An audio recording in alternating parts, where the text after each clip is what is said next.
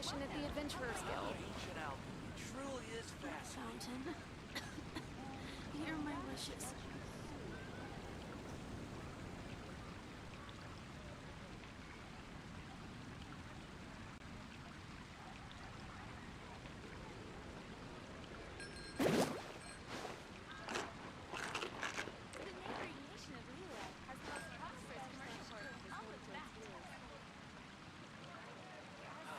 Ancient alchemy truly is fascinating.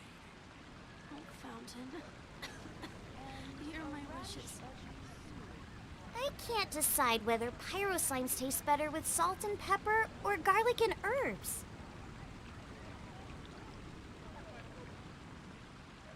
Realistic though, that's the problem. So if some scientist came up with a method to grow hair on humans and turn them into actual animals or something, this is what it will look like. This is the closest that furries will ever get to being real animals. This is what it will look like 100 years from now when the science is advanced enough and they don't like it. This is the best you're getting, idiots. This is why you got to go to the route of, if you want it realistic, you just go cat girls. Just slap a cat tail and cat ears on a girl, and boom. Oh, well, just okay, perfect, that's just my Halle Berry Catwoman fantasy. That's not furry shit.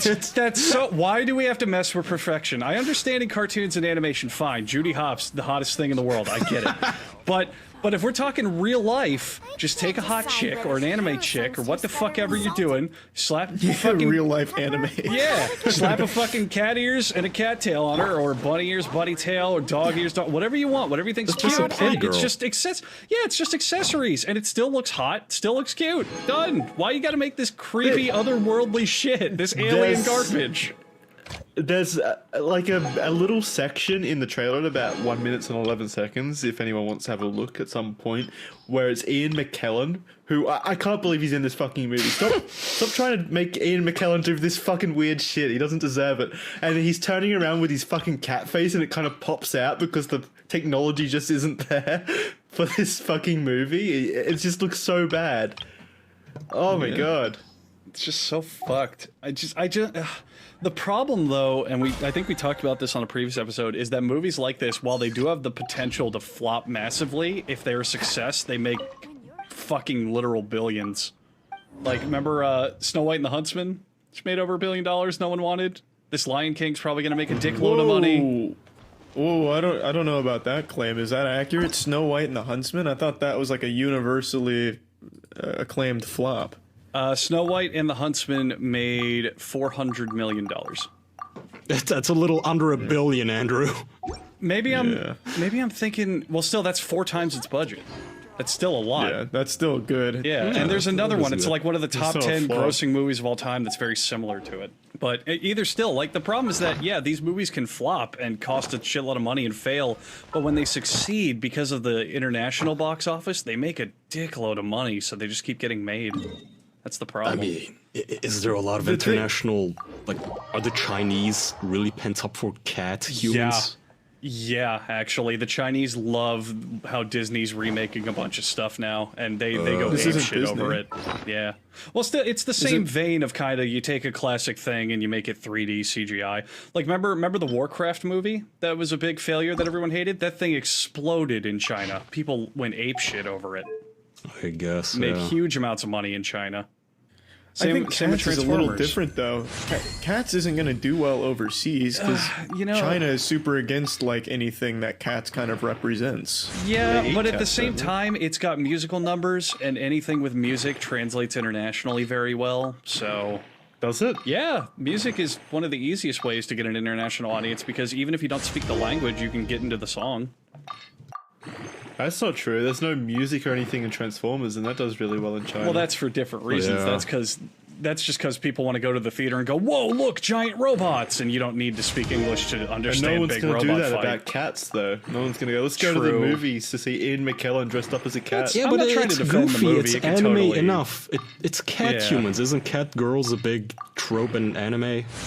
Yeah. I'm not trying to defend the movie at all. It looks like complete and utter shit and very well could flop, but I'm just trying to give reasons why it might actually succeed. Who knows? Well, I guess we'll see when it comes out. That'll be interesting to follow. I can't wait to see it. Of course you can't. Imagine if it's just some like masterpiece and we just don't know it yet. Oh, here's another one in that I feel real silly. in that same vein. Did you guys see that they fixed Sonic for the new Sonic movie? They said he's finished. I want your guys' opinions on this. Do you think they should have left him alone and just put out a really stinky, funny, bad movie? Or do you think I absolutely think they should have left him alone, unless their new design is even worse. that'd be amazing? It's just Jim Carrey in a full blue bodysuit. Yeah, Andy Serkis mocapping it. They just decide, let's pull up the curtain. It's Andy Serkis as Sonic. My point was always like, I don't understand why they bothered fixing it when nearly every single person making fun of it is not going to be their target audience. They're not going to be the ones going to watch it, even if they do fix Sonic. It's just memes on the internet. And also, there's no way it's going to be good.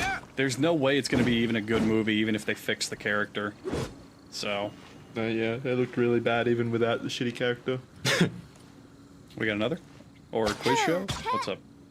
Yeah, let's do quiz show. Okay. We're at an hour and 10 minutes. Also, just fair warning, it is now pouring rain outside, so if you hear that on the mic, there's not a lot I can do. It's fine. Yeah, we got the quiz show, the things we like corner. We have no voicemails this week. I have an excuse for that, actually. Charlie, it's not directly your fault, but the way I like to prepare for the show is I like to do it either the day or the day before the show, so everything is fresh in my mind. So I was thinking, Charlie mentioned that guy who made an hour-long video about him last week. This is gonna be good. That could be funny. I could clip that shit. I was tenting my fingers like Mr. Burns, like, excellent. I was ready to watch that shit. Charlie was the most unclippable, boring. I've watched CBS town halls with more action than that. So hey Kaya, don't bring that up. Him and that dude are now friends on Twitter. From what I saw, they made up. We squashed the beef. Oh. it doesn't matter. He's so boring. So anyway, fuck. back to that spineless fucking loser that he was talking about. Still a creepy, boring guy. He keeps squabbling with his wife throughout the video like he's about to beat her. It's really fucking boring. Holy shit. So no voicemails. But we do have the quiz show. And is everybody ready for this one? I'm ready. Let's do Okie it. dokie, here we go. This is Andrew's clip. Once again, Oh, Pokemon. Charlie got it. Oh. Now, Charlie, you got a point. You get a bonus point if you can tell me specifically what instance of Pokemon is that from. A battle. No. I mean, like, what thing from Pokemon? What game? What Where would you? Yeah, where would you hear that? Elite Four. No, that's a gym battle. No, sorry, that is a regular battle in the anime. Oh. Yeah, sorry. Okay. So Charlie Steve gets still 1 gets a point. You'll have to write that down. I don't have my sheet open here. Oh boy. That was from the anime? Yeah, that is from the anime. It's technically the regular battle music in the game, but that specific version is what they played in the old anime. Sounds very video gamey.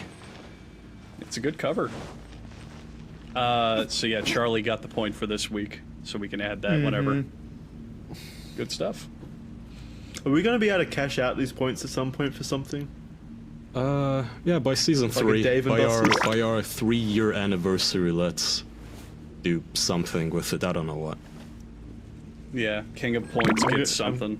Whoever wins buys I the want to get rest some of us rewards around. from sucking up to the guests who then give me points. I always love games like that, Kaya, where the winner just has to do something for everyone else. It's always nice, because you get to win, but then everyone else gets a treat. What a good time. Yeah, if I win, I want to Yeah, get. that's fucking lame. Yeah, I only propose that because I'm losing. I don't care. Winner leaves the podcast. Dick came up with a good card game to counter. What is that card? What is that one shitty card game? Shitty Humans? Something? Cards Against Humanity. Dick came up with a game called Winner's Drink, where you only get to drink if you win. To me, that makes much more sense, personally. I feel like that is logical. Okay, time for the things you like corner. There we go, jingle. Of course. They might seem like cynical dicks, so they're going to throw this into the mix. Just so you don't think you're dead inside, it's the things we like corner. Alright, let's roll. Alrighty, for mine this week, I'm going to give a little shout out to a little known actor. I doubt many people know of him anymore. His name is Leslie Nielsen. He's my favorite actor of all time. I still feel sad that he died. I mean, He was old. it was 9 years ago, And he was he really was a old. great. Yeah, he was a great comic actor from the early 90s, late 80s, I believe. He did Airplane, Naked Gun, etc. A lot of movies like that. Loved him. He reminds me of my grandfather, and I want him back. It's a very Leslie good choice. Nielsen. It's a very, very good choice. That was a good choice. My pick for this week is a little series on Netflix called Wild Wild Country.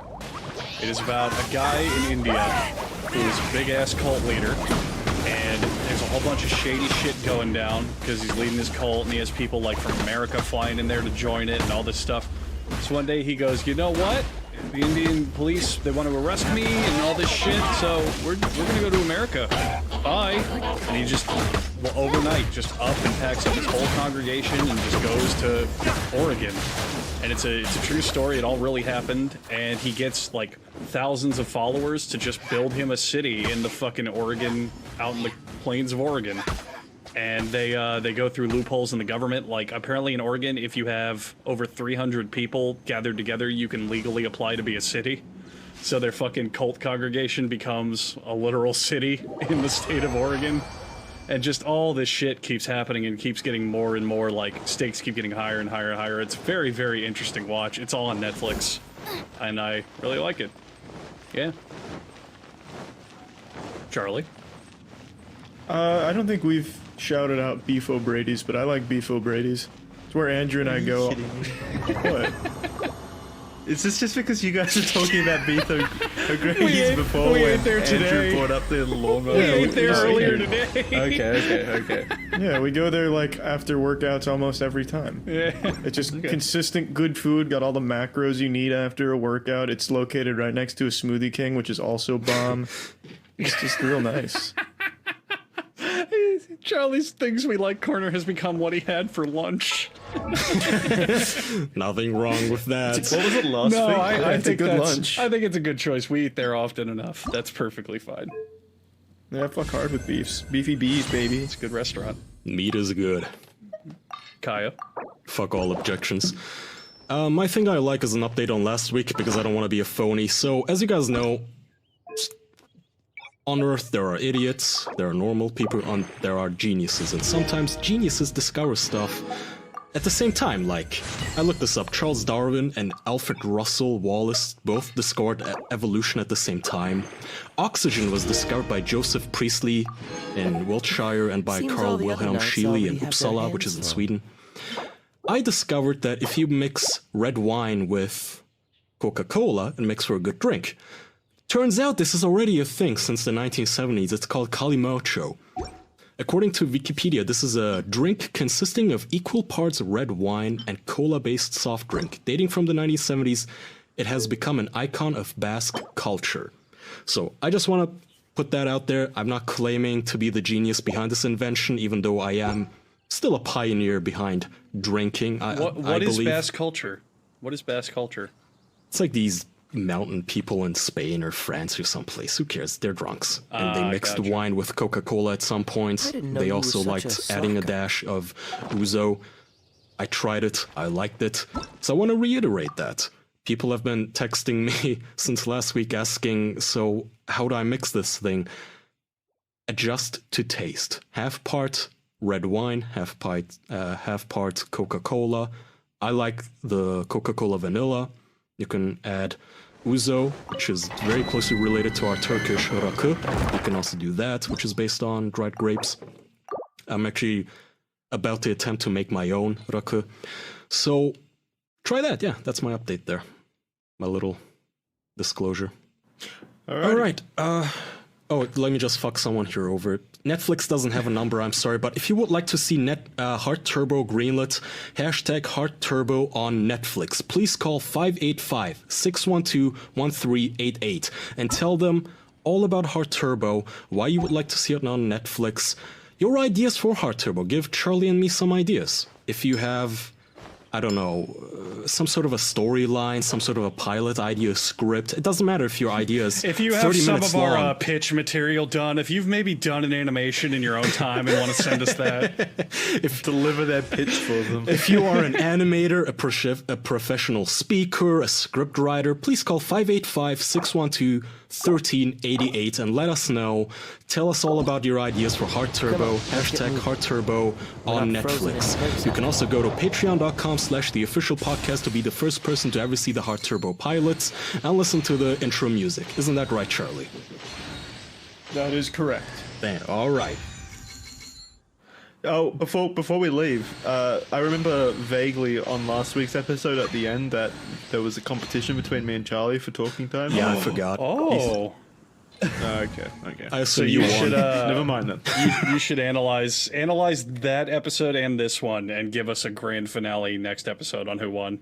Okay, I was hoping that you guys would just forget, but all right. No, I did until then. Come on. Alrighty, thanks everyone for listening. We'll see you next week. Goodbye. Bye-bye. Everyone. Most of you out there know that we're the official podcast. But did you know that we're not the only podcast? No, I'm not messing with you. And I'm going to tell you about another podcast right now called An Oral History of The Office. The podcast is hosted by Brian Baumgartner, who plays Kevin Malone. The series goes into the making of The Office and how it ultimately overcame all odds to change the face of television. It features interviews with the cast and creators with never-before-heard stories from those who were there from the very beginning. You can check out An Oral History of The Office for free only on Spotify. That's An Oral History of The Office on Spotify. In 2019, a crack esport unit was cancelled by Twitter for a hate crime they didn't commit. These men promptly started a podcast from a maximum security Discord server to the deep web. Today, still wanted by furries, they survive as podcasters. If you are bored, if no one else can help, and if you can find them, maybe you can listen to the official podcast.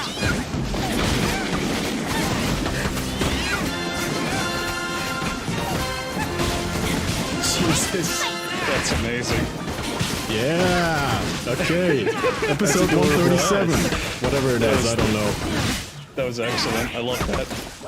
Ty's really getting into the theatrical side of podcasts. I really like it. I love the little shit that we work in there. Guys, Here and there. amped up It's the great. entire production. Don't say we, this is just Kaya. That's all. Hey, we give them Don't try to like side the credit there. Hey, we give them lead-ins. We bring up the 9/11. When did we conspiracy. ever bring up the 18? We bring up the 9/11 conspiracies so that he can play Charlie's soundboard on it. We give him the fuel. And That's he's the true. That fire. was a perfectly. That was such a good play-by-play. Play-by-play. What is it called? Like symbiotic. We were in sync, is what I'm trying to say. Like Synergy. Good synergy. Synergy. Yes. Synergy. Thank you. Perfect. I was gonna bring up that fucking kaiju movie again where they sync their brains. Yeah, that's it. Pacific Rim. Yeah. So, first topic. I don't care what if you guys have topics or not this time around. We have to talk about Kaya, this. maybe turn the music down a little bit if you're doing Okay. metal, because it's kind of, yeah. Alright, Sorry. go ahead. That's okay. We have to talk about this. Our subreddit has been bombarded by this meme, Charlie. What the fuck is going on with your legs? Why am I seeing your legs everywhere? So apparently people have never seen their own legs from a side profile. So the fact that, and I'm not like a big guy myself either, so the fact that my legs aren't big or fat makes it look anorexic, and I'm in the shower so all the hair is matted down, and I just have to, you know, they're not the most muscular of legs, but they're pretty muscular from a front view. From the side, of course it's gonna look like ass. Like my dad. Wouldn't it look thicker from the side? No. Because why would it look thicker from the side? Probably not, but I The don't know if that's a good quadriceps don't- excuse either. No, it's Yeah, not an see, excuse. well- I'm just saying they're not like anorexic gas chamber legs or anything. Everyone's legs from a side profile are extremely thin. My dad is 220, and his legs are just very barely thicker than mine. Okay, Dad, let's- or Andrew, you've met my dad. You know. Maybe we should have explained this. Charlie, you made some sort of a video. You showed your legs, naked legs. No, And ever since then, since that moment your video was published, our subreddit has become multiple memes. I checked out the comment section just out of curiosity, and it's just people calling you an Auschwitz survivor. I know. Because of how skinny you are. Charlie, I got Twitter DMs legitimately concerned over your health and asking if you had muscular issues. Jackson, take a picture of your legs from the side. Andrew, you do the same. Kaya, your legs are built a little differently, but both of you have just as skinny do you know legs, my especially legs? Jackson. No, I do not have just as skinny legs as that. I mean, I Hang can take on. a photo. Hang on, don't skip the important parts here. How do you know what my legs look like? Because you're like a muscular freak of nature, Kaya. You came No, I'm when you not. came to America, you were pumping like 225 reps without ever having touched the bench. Like you're like a genetic specimen. That is not fair of you to say at all. I have never touched the bench, but I do my push-ups.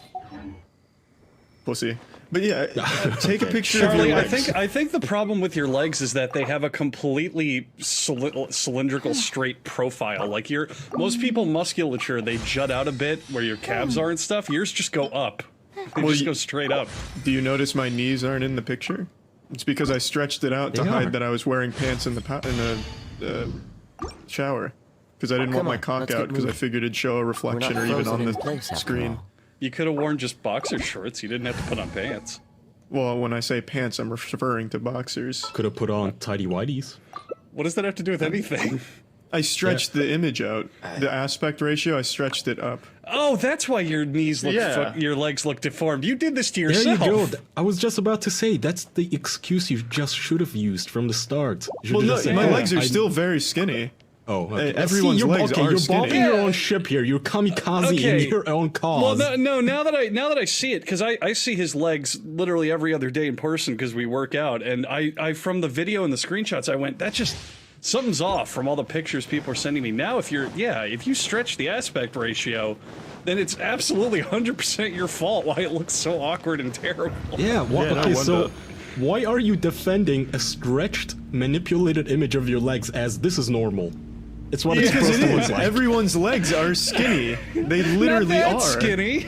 Well, maybe Not not that to that skinny. degree, but it's only because my thigh is just as skinny because it's stretched. But even still, everyone's legs from the side are very skinny by default. The body doesn't store fat down there very well. I don't know. I don't know about that. It's just so weird. I don't know why you're defending it. It's like if someone photoshopped your face on a cow's body, and you're like, well, everyone's body's naturally kind of heavy and has black and white spots, and it's like obviously fake. Tell That's a tell us little all it's different. fake. That's a little different. But why is your first reaction to defend skinny legs and not to go, oh, I stretched the fucking image? Well, because I think people are hypocritical. They've never seen their own legs, and now they're afraid of a real man's legs. But those aren't even your real legs. They are my real legs. It's just a bit stretched. How much stretch? How stretched are we talking? I'll drop the original real quick. What do you mean the original? Also, Charlie, you have the to. unaltered. Charlie, tell us the truth, and I mean this, and I'm not saying this to be mean. You didn't stretch it because you were wearing pants. You stretched it because you wanted to look taller, didn't you? No, I'm wearing pants and they sag down because I got water. Well, I'm wearing boxers and they sag down because I got waterlogged. Yeah, see, the original photo, it looks way better. Here. It makes a lot more sense. Where do you see Wait, it? where is it? Yeah, I don't see anything. I haven't It's sent in the the- original. I haven't sent it. Well, someone compressed your original image, and it already looks way more human. Well, okay, that is way stretched on the horizontal plane. That's not normal either. That's fair. Just give me a second. I gotta reopen the file. We're going to have to put these images in the episode so that people can see. This is a I fucking mean, you'll be able to see the Yeah, okay, stretched but out, you know but what? just go anywhere on the Yeah, let's subreddit. not go picture hunting, Charlie. Point is, you stretched your legs to look taller, whether you meant to or not. Is that your official response to this thing? No, I didn't stretch them to look taller. I stretched them to hide my boxers here. Just put it on screen. that video to be taller than what you are? Well, yeah, but not there because the illusion is that I'm yeah. naked in the shower. That doesn't make any goddamn sense. Why would stretching the video make it look like you're naked? All you're doing is taking your lower half of your leg and making it try to look like your whole leg. And That is worse, Charlie. What the yeah, that's even worse. Did I drop the supposed stretch to toy prove again? the whole thing. This proved that it's the same. I can't tell the difference. Oh, you're right. Because I dropped the same one. Hold on. Also, wait, if the whole illusion is that you're naked in the shower, why are you wearing shoes and socks? Because the idea is I never take them off, so I shower naked with them. Oh, so the shoes make you tall. This is so elaborate. What do you mean? It's not. Maybe. Wait, so how do these shoes work? Is that the heel? Yeah, that's the heel of your. So you're like, they're kind of like high heels, right? Yeah, that was the joke of the video, but it has nothing to do with his legs looking like celery sticks. Well, it could Right. be. Maybe your leg gets skinnier if you arch it up like that. What the fuck are you talking about? Well, No, your actually, mine calves get thicker. your calves compress, but that's about Not it. by that that much. much. It don't turn you Yeah. into a praying mantis. No, I can't find the actual video. All I have Oh, is the isn't saved that just a images. coincidence? Hey, guy, you said you have some footage of Bigfoot. Could we see it? I seem to have misplaced it. I'm just okay. gonna send it from my phone. Yeah, sure. Imagine buddy. if Bigfoot had legs like that. That'd be interesting. That'd be way better. Skinny, hairless legs. It's just Charlie. Hairless? Bigfoot is Charlie. I mean, This is just so baffling. Oh, I don't- you're I don't- saying the Bigfoot. yeah. if you You're could taking frame everything as a personal insult. No, I'm coming out on the Man. offensive. There's just so many better ways you could have filmed this other than making yourself look like a literal mutant. I don't think they look that jarring. Again, could have everyone's literally- legs are super skinny. You didn't even have to do your legs. You could have just done like from your below your knee and just been like, yeah, you know, and shot the shot from there. You didn't have to go, oh, by the way, my entire legs are uncovered, you know, in case the implication wasn't clear. It's I just guess so maybe. weird. Maybe it's the size of I'm trying to figure out why it's so, like, disorientating. Maybe it's the size of the shoes as well that make this giant foot and then this, Yeah. like, thin leg above it. That's Maybe a it's good that. point. Seems all the I other don't knights know. already I don't have know. their hands full. Well, wait a know minute. what Did to say you for really you, Charlie. stretch it? Because the bottle of shampoo and shit on the side look normal. No, because my pants sagged down. That has nothing Sorry. to do with what I Well, no, just that's said. why I stretched it. So if you don't see the pants in the photo, it's because I stretched it. Or if you catch a glimpse, it's because I didn't do a great job. You blame your Well- pants for a lot. You're the only one. Well, but I'm confused how you stretch the image if the tiles are proportionally the same. I think I can see my pants in this one, so I'm going to assume I haven't altered this. This looks normal to me, so I'm just gonna go. I'll defend this one. I think this one's unaltered, but it's hard to know. Here, I'm dropping it in the general. It's like super blurred. You can see where he stretched out his legs just then in Photoshop. That looks the same. I don't think that looks the same. You can see my pants. Yeah, okay, I mean in terms of size. These are somebody needs to post these to our subreddit so the general public can see the comparison, and I guess we can have people vote on whether this is better or not. I mean, I want to label this up though to bad photography because I've seen your legs in person and they never once struck me as anything odd. But these photos, it's just they rub me the wrong way. They're like those fucking I creepypasta genuinely photos. want you and Jackson to take a side profile of your legs right now. How often do you guys take a full leg shot? All legs are super skinny on the profile side. I'm telling you right now. Like looking at a soft side. Yeah. Yeah, I'm crossing my leg right now in my lap and I am uploading it. How the fuck? What? That's not what I'm saying. You have to be standing. That's How like the fuck pushing. am I gonna take a photo of that? Do you not have a mirror? Like a full body mirror or anything like that? Not a full body one. If you want me to leave the podcast episode and go to the fucking bathroom and do it, or I guess ask my girlfriend. But I mean, I'm not gonna do that. You could just right- stand and have Juliana take it. And then Kaya can do that and have Stop. I met Jackson. Yeah, Jackson, your girlfriend.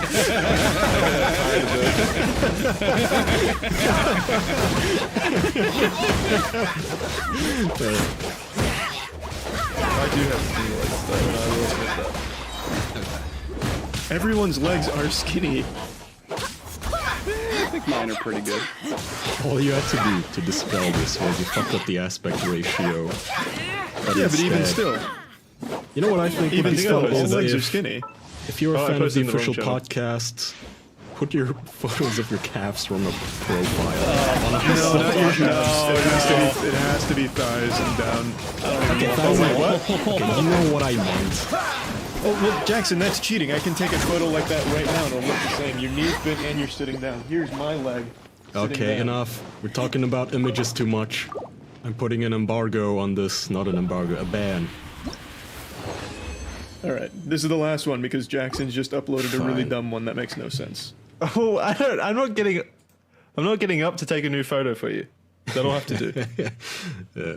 I guess this is all incentivizing you all to sign up for our Patreon and look at these live. It's probably too much. Yeah, either that or just turning off the podcast entirely. Okay, We'll get the editor to Charlie, cut I can a throw bit another back. controversy at you that has something to do with you if you want to defend yourself on that front. Sure. Is it a... I think I have a guess, but go ahead. No, Ooh, guess. I know what it is. Is it political? You Or have should I guessed say it. shitical? Charlie, why are you now an alt-right mouthpiece? Dude, I know. I've been used like a fleshlight by the alt-right. I've been indoctrinated. Explain the situation for Drop them deets. anyone who doesn't know. I made a video in Seems all the other response, knights already have albeit their probably hands not full. the best response to extra credits. If you play Counter-Strike as terrorists, you're a terrorist, and Nazis in video games make you a Nazi video. And the point I was making in the video is the internet's increasing outrage at politics in video games. If it doesn't match what they want, or if it's not a political game in general, people whine on the internet about it.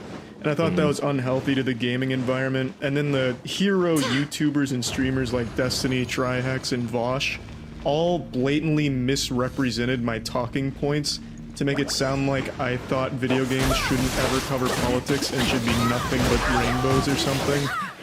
Just a blatant misconstruing of everything I said. So, And the last guy, Vosh, made an hour-long video droning on, sentence sniping every word. Literally stops every 3 seconds to interject some lame-ass attempt at humor or an insult, and it's insufferable. And that's just, it's been frustrating. so people, I only saw this because somebody posted it to our subreddit, an image of another subreddit. I don't know what it's called. It's like It's called the Donald for yeah. Gamers Gaming Circle Jerk.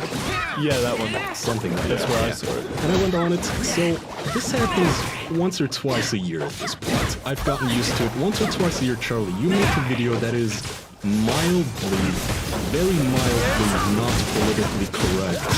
And I guess it is the unwritten fourth rule of the thermodynamics of the universe that whenever somebody criticizes you, I get credit for manipulating you to the alt-right. I don't know why. Every time. When you make a video that I had nothing to do with, that I didn't even know about until people started telling me about it, I get credit for brainwashing you. Because you've poisoned him. He was innocent before he met you. Yeah, See, the he funny never thing had is, opinions I would before he be met you, pissed. Kaya. I would be pissed, but at least in this aspect, I'm the dark Sith Lord that's corrupting the young, whatever, the Jedi, right? I'm like still the smart guy, whereas Charlie in this situation is the oaf, the dumbass who doesn't have his own opinions. The dipshit who had, how old are you now, what, 25, 26, and he still doesn't, he just repeats whatever his friends tell him. You're that guy. I feel like if I was in your situation, I would be much angrier. I mean, there's only so many times you can listen to someone say something so uneducated and like no research behind it before you just disregard the whole thing. It's entertaining. I mean, kind of like reading it. It would be entertaining if it wasn't an hour-long video of a humorless, personality-less champion of incels looking motherfucker. I could only sit through like the first 30 minutes. Yeah, I mean, like, Oh, you didn't even hear his best arguments then. You mean his arguments where he says I'm afraid of black people for some reason? Yeah, such intelligent arguments. How he derived that from my video is beyond me. How did he get that? I have no fucking Video about idea. video games. I genuinely couldn't tell you. The mental gymnastics that fucking ogre goes through in that video is unreal. Dude, it is just, it's amazing. I don't know. It used to be novel to me. This ramped up over the course of the years of you and me knowing each other, but especially this podcast, there were so many comments going, what is wrong with this podcast, you guys? I haven't listened to it. And then somebody else telling this guy what his opinion should be because I guess the three of us are Nazis, and then Charlie became a Nazi because he hung out with us at the Nazi rallies. Oh god, yeah. What a shame. I was having fun. I don't know. I like reading that sort of stuff. Maybe it's because I'm an asshole. I like anger.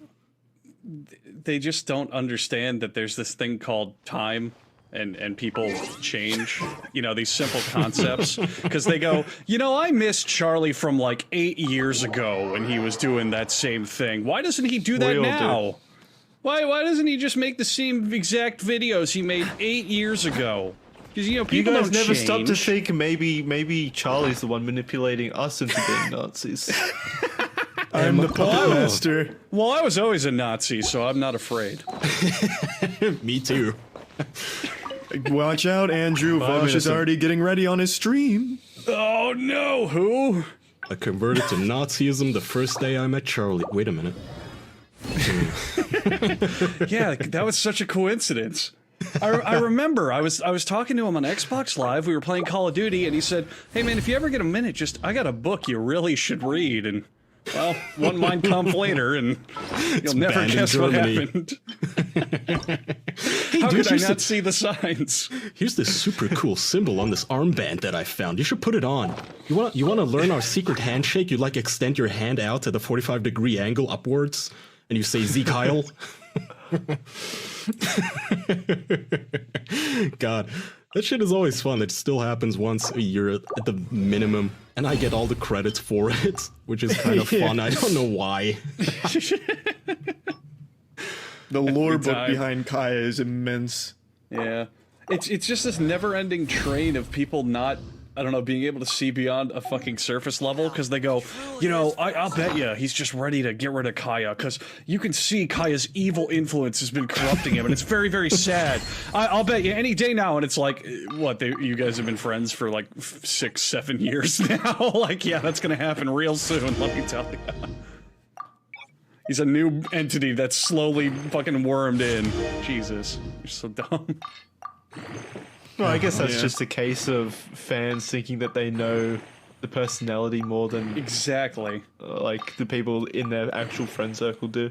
They do it all the fucking time. It's why they run with this stuff. They assume they know all these details that they don't, so they just make it up to fit what they want to hear. Charlie's such a beautiful, precious, and amazing, perfect boy. He would never, ever befriend someone who maybe kinda disagrees with me on stuff. Ever. No. Please. The fucking comments, man. It's both fun and boring. I don't know if you guys have the same feeling where sometimes you look at social media and you get bored. If it's something that you think you could make in a 100-line script, synthesize these comments because at some point they're just all the same. Just like Twitter, right? Because on Twitter, almost every comment at this point is like, oof, yikes, this ain't it, chief. Not a goat. Look, you can do better. Educate yourself. And I look at it, and this isn't fun. Like, where are the 2-paragraph meltdowns of the good old days? Come on, try a little harder if you're gonna get angry at me. Those paragraphs now go into YouTube videos and Twitch streams.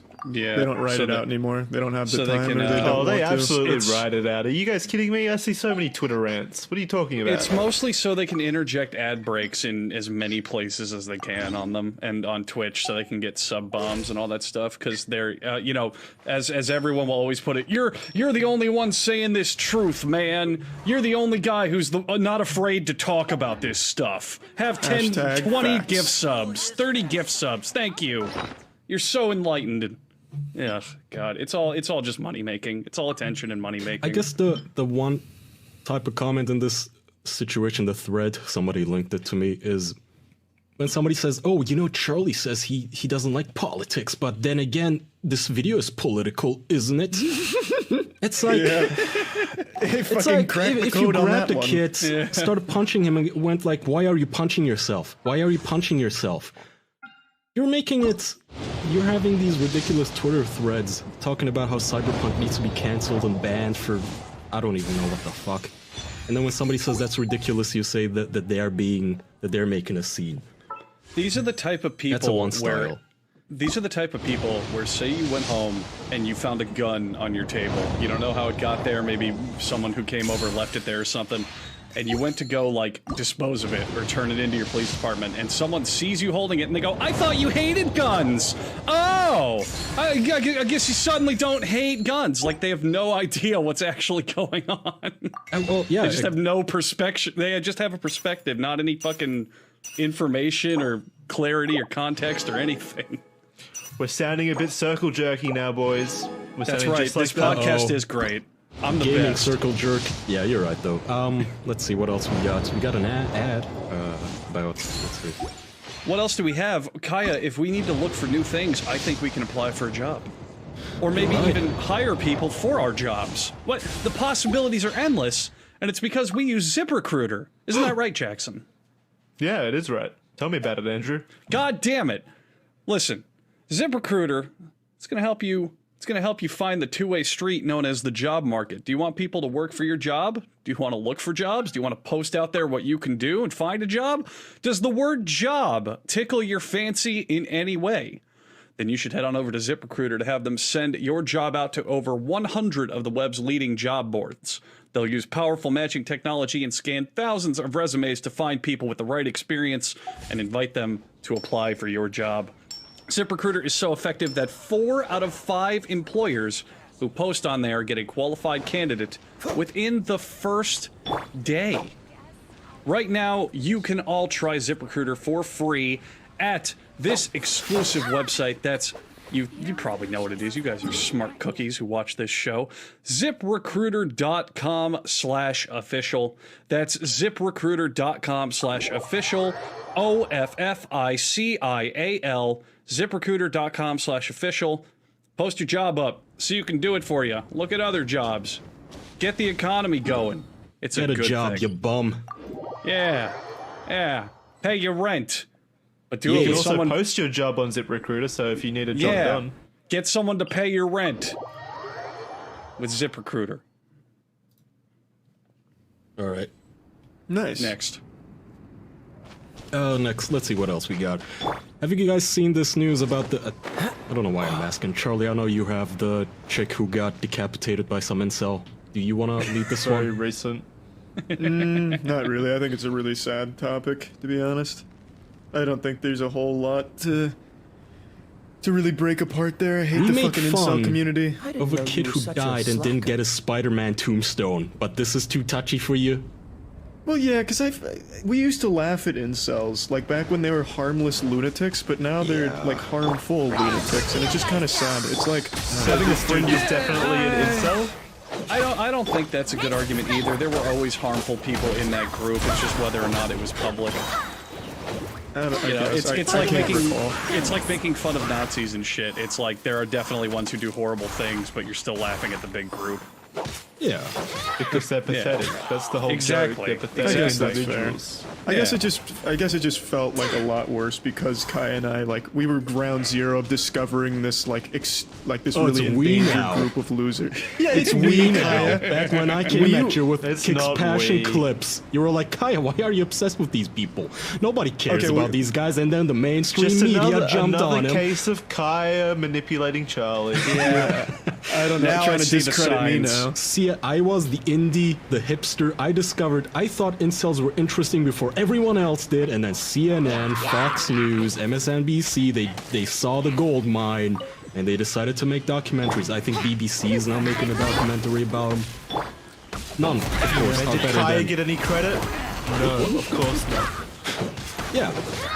Despicable. Ridiculous. No, but for seriously though, the incels just got so boring. It became like the word neckbeard, where any guy online just gets called a neckbeard. if you disagree with anyone on Twitter or Reddit, and Incel went that road.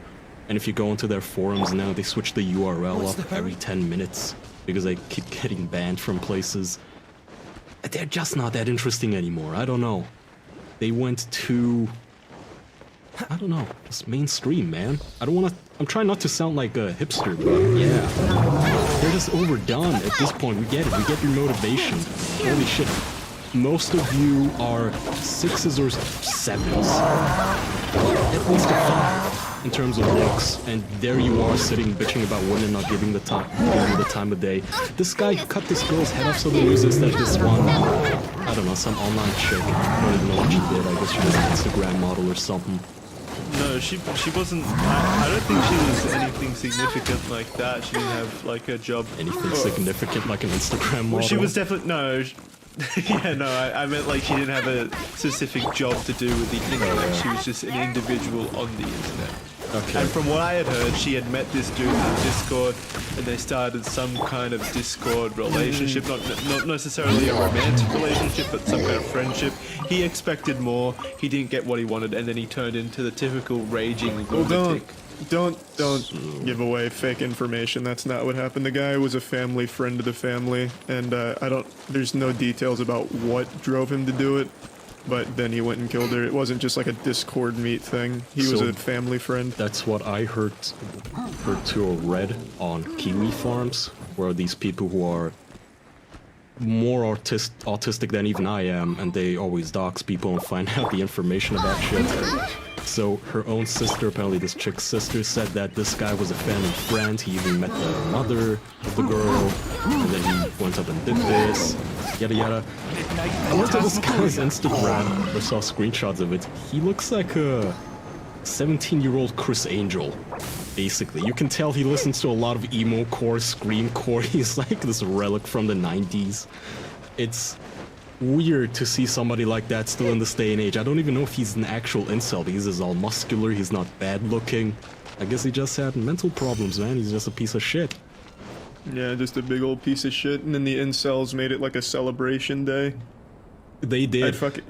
Yeah, it's fucking gross. I want to read this one. The only news article that I could find about this says, homicide not far from Boilermaker course delays start of race. So the lead in here into the story is that this girl's death delayed a fucking race. It says, a homicide in Utica Sunday morning delayed the start of a Boilermaker wheelchair race. And then the Boilermaker 15K road race around 15 minutes. So I thought, this is dumb. Why the fuck are they talking about a race when somebody just died? And I looked up a video of this, and here's the news report. Listen until the end here. At the end of Post Street, we're seeing your crime scene unit. What was found here? We received a call for an attempt to locate. Ultimately, that attempt to locate led us here to Post Street, where we located a deceased female and a male with serious injuries who's been transported to the hospital. And right now we have an active crime scene and a homicide investigation is underway. And you were mentioning that it was a sharp instrument that was used to possibly kill the woman and maybe self-injure the gentleman? At this point, we have an investigation ongoing into what actually occurred.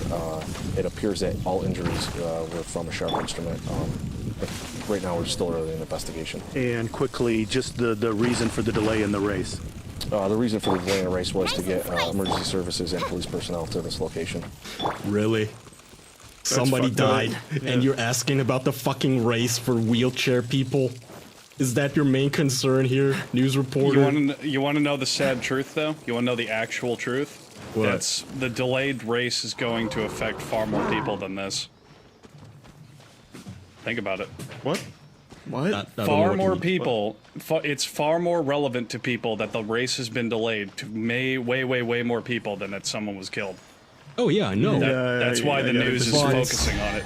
Yeah, but it just seems so douchey to go up and say, "Oh, you say she was murdered? Couldn't you just have thrown the carcass to the side of the road? Why is the race being delayed, sir? I mean, my family, my children were here for the crippled Daytona 500, as you know, for the wheelchair race. How come? Why? I don't know. I guess I wouldn't ask that question if I was a news reporter. Seems kind of mean. Well, Yeah, I don't think Yeah, the I news guess it's more reporter would say what happened to the tactful crippled ways. Daytona 500. I don't think that's how he worded it. Whatever. I mean, is that really the important part of this story? A person was just slaughtered and you're worried that your kid gets to race 15 minutes later? Really? That's the big deal? Ah, dickheads. I don't know. It's just a very sad situation all around. Can we move on to a fun incel thing? The hero from the bagel shop.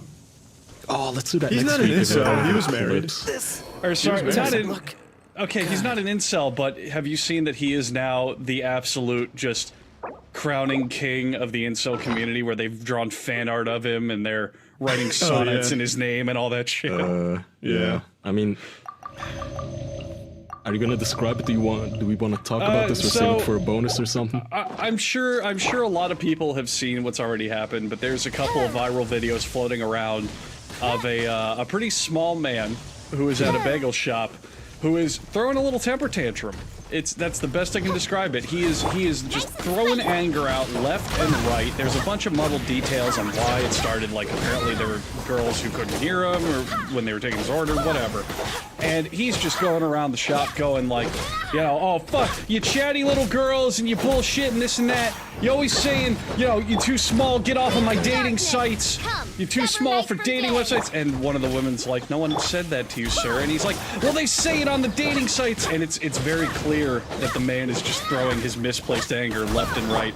Until eventually, the climax of this story is a man, probably about over 6 feet tall, relatively large, walks up and fucking football tackles him to the ground. A man who's about 5 feet and just starts talking down to him like a little baby, going, you do not talk to people like that. You do not speak to these women like that.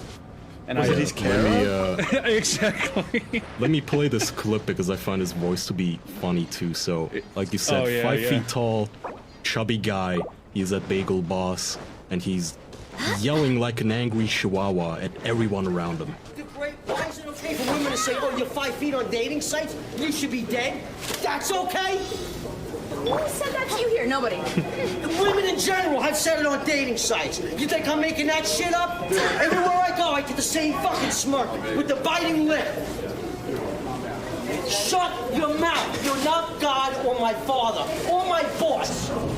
So there he is threatening. Dude, he's threatening a big guy. You want to step outside? Huh? I'm not You're scared. not God or my father. I know. You shut up too. Just like a fuck up. Go ahead and attack me, bitch. Oh my god. Oh my god. He gets attacked. That was my favorite part. Okay, I'm sorry. I didn't want to play the whole thing, but it's just 45 seconds, and God fuck, is he funny. So, yeah, he's... So, has he turned into a bit of a celebrity now after that? He has, actually. rewarded? Yes. On Incel-dom, I mean, it's not the good kind of celebrity. Stardom. Has he started to be nice and apologize for his actions, or is he just doubling down? No, so the incels call him Saint Bagel Cell. Saint Bagel Cell. They're creative. treating him as the martyr for the cause of short men, which is... Look, I didn't like a lot of the replies to this on Twitter and on YouTube or whatever, where people went, oh, you know, guys, height doesn't matter, and this and that. You know, somebody saying that women don't care about a man's height is one of the more shameless things you could possibly say. That's a fucking lie, we all know it. But that doesn't give you the right to have a meltdown in the middle of a food store at the cashier because you perceived that she was giggling at you. Yeah. Just wear weird shoes like Charlie does. Yeah. Or just stretch your legs out in all your photos. Just change your aspect ratio in public. That would make him look normal because he's a little chubby too. Yeah. His name is Chris Morgan, a 45-year-old divorced, childless cleaning company owner from Long Island. He claims he asked for his order 3 times, but the girl behind the counter claimed she couldn't understand him. Morgan described women as being gold-digging liars before proclaiming he was the modern Martin Luther King of short people.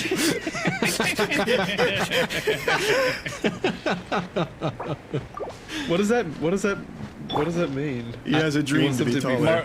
Martin Luther King really loved eating bagels. Yeah. I mean, again, I get where the guy's coming from, and apparently he used to have a YouTube channel where he would just pick fights with people over mundane shit. But one of the clips I noticed, he walks into this, looks like a gas station, I don't know, like a 7-Eleven type of deal. He goes in there and the video starts with him saying, why did you laugh at me for being short, or something along those lines. And the cashier doesn't deny it, the cashier kinda is just smirking. I think he said, I came in here and the first thing you said to me, you didn't even say hello, you just said, how tall are you, and you laughed at me. And the cashier doesn't deny it, he's just smirking back, laughing, saying, sorry dude, I didn't mean it like that, or whatever. So I kinda get it. The cashier sounds like a douche too, Jesus, that's a really mean thing to say. Yeah, see, so I get that. Like I said, it's an absolute bullshit claim to say that nobody cares about a guy's height, and it must be really fucking rough to be 5 feet. I mean, you can tell in how he speaks and the way he acts that it's just, this is something that's been going through his whole life. Like, this isn't the first time he's ever been called out on his height or, you know, mocked in any, like, it just tells this is the boiling over point of a man who's had to deal with this for literally years and years. Yeah, but if you're that short, you want to make up for it in other ways, though. Surely you want, like, what I'm trying to say is you don't want to be short and short of honor at the same time, kind of thing. Like you want to make up for it. Oh, Jackson, that's so poetic. Oh, that's so nice. They should put it on his tombstone. His little tombstone. Short. Yeah, no, he was short of honor. Next to Spider-Man. He is a dick. I don't know. He is an asshole, and I feel like a lot of the people replying to him are an asshole too, but it's still one of my new favorite videos. Him just raging this angry little grape. This fucking little prune. This chubby little midget. And I watched an interview with him. He went on some show, and the host is black, and he tried to make it about himself, like yelling at a cop. If that was me, I'm black, you know, the cop would have felt threatened by me and shot me. You're privileged because you got away with yelling at a cop. You're a big black man. This is a fat midget. Of course, you're not gonna get treated the same. You know, the threat you represent is different here. This guy, he's angry because nobody takes him seriously. That's a funny thing about it. I know why he's angry. I know exactly why he's angry. It's because he's not wearing the perfect pair of jeans. What jeans does he need? Small. I mean, he needs to obviously use Express Clothing's pair of jeans. Because Express can help you find the perfect pair of jeans that you want to wear for every style, every size. More sizes and styles than ever before. In fact, Express jeans are the perfect pair for you. Everyone wants to wear jeans. Think about legitimately throughout history and God knows how many cultures where jeans have just been the staple, the most popular pants, just everywhere. And you know that you're going to find the perfect pair of jeans with Express Clothing. You can find out what fits you if you go right now to Express. They are offering the listeners of this podcast an exclusive limited time offer in stores and online. You can get $20 off any one pair of Express jeans using the code 9991 at checkout in stores or online. Go to express.com, use promo code 9991 at checkout. Express.com, promo code 9991. That's $20 off a nice pair of jeans, and you can even use it in the store, so that way if you're looking online, go, oh, you know, this, I don't know if it'll fit me or look good on me. You can literally go to their big fancy full body mirrors, look at your cute ass in those jeans, and say, yep, $20 off for me. Exclusions apply. $20 off. Express.com. Sweet. Nice. Good shit, pants. So, do you guys want to talk about the story that's on everyone's mind, though? True. Are we marching on Area 51 or what? Oh yeah, I didn't look into that. So what is that about? I think it's just a joke. No fucking clue. Is it just a joke, or are they actually planning on marching on Area 51? Area 51 is a giant. It's a massive joke, research and then base or something. it's a massive joke, and then there's going to be like 50 people who actually do it, and it's going to be really underwhelming and boring. They're just going to be mowed down. Yeah. Well, no. Here's exactly what's going to happen. There's going to be hundreds of thousands of people right now going, "I'm going to do it. I'm going to march in Area 51. I'll be there, my friends." And then as it gets closer and closer and closer, the hype will die down, and then eventually on the day it's supposed to happen, there will be like 50 50 people who walk up and a government guy's gonna say, you guys can't be here. You have to go home. And they'll be like, we did it, guys! Went to Area 51! Yay! And then everyone will forget about it a month later. I don't understand what the purpose is of setting a date so far ahead anyway. The military's just going to move all their hidden aliens to a new region, like Area 52. What's the fucking point? That too.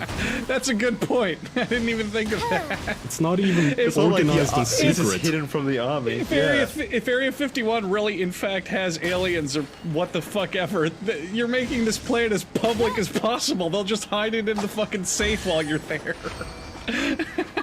That's brilliant. Yeah, they just let everyone in just for like a private tour and then just move everything. I mean, what That's the what I would fuck?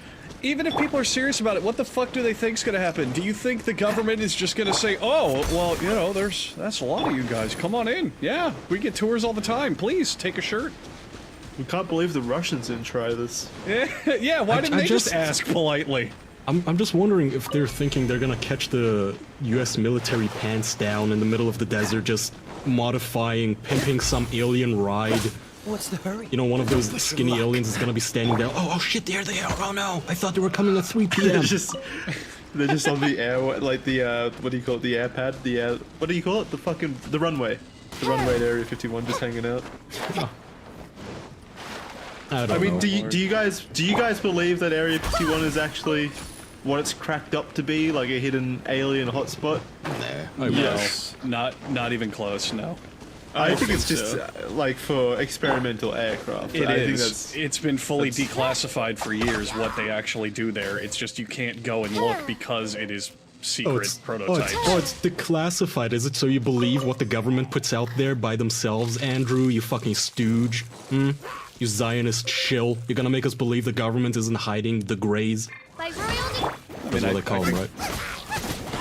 That's what they call one of the few aliens where they're like, oh, look, it's proof. The Greys, the Greens, the little men.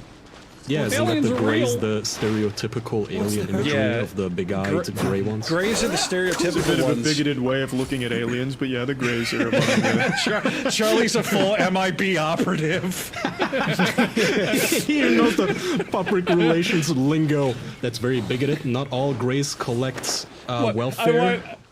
Kaya, I want you to be talking about the Greys, and Charlie, fresh from the fucking academy, walks up and goes, hey, that's their word. You can't say that. You can't use the G word, though.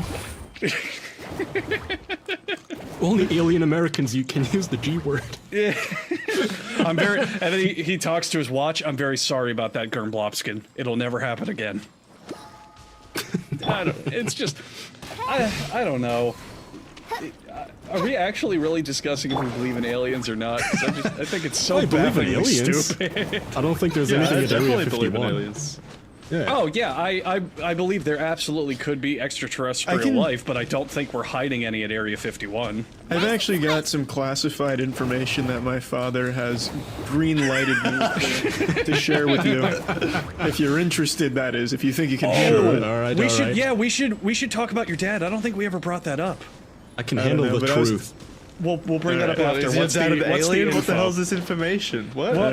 What's the Get info? the pipe out and take a seat by the fireplace, boys. I'm gonna walk you through something here that my dad shared with me the other day. So, my dad used to be roommates. He used to live with a guy that was a close friend of his who eventually became a high-ranking officer in the military.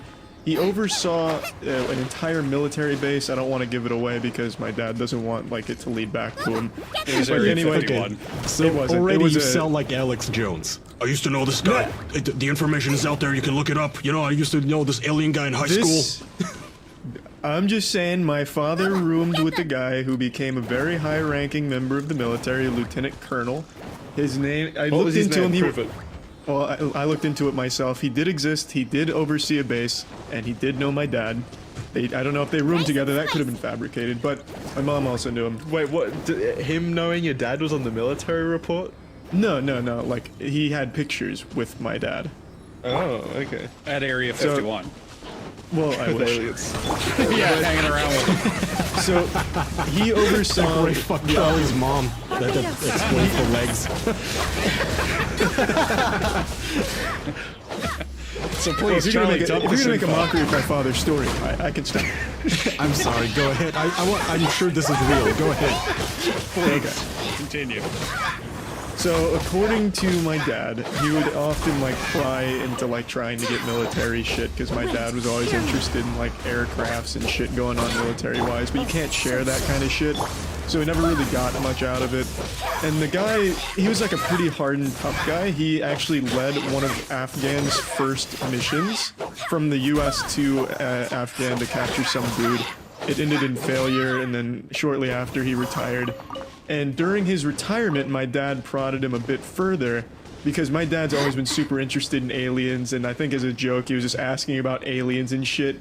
And the guy told my dad that he, at one point in his career while overseeing that military base, did sign off on a transportation of some otherworldly shit, is what he disclosed to my father. And since then, my dad has firmly believed in the existence of aliens in our military. Okay. So let's give also a bit more context to your dad, because I think this is an interesting angle on it. Charlie's dad is super into aliens to the point where, Charlie, you can correct me if I'm wrong. He believes the pyramids were built by aliens, unironically.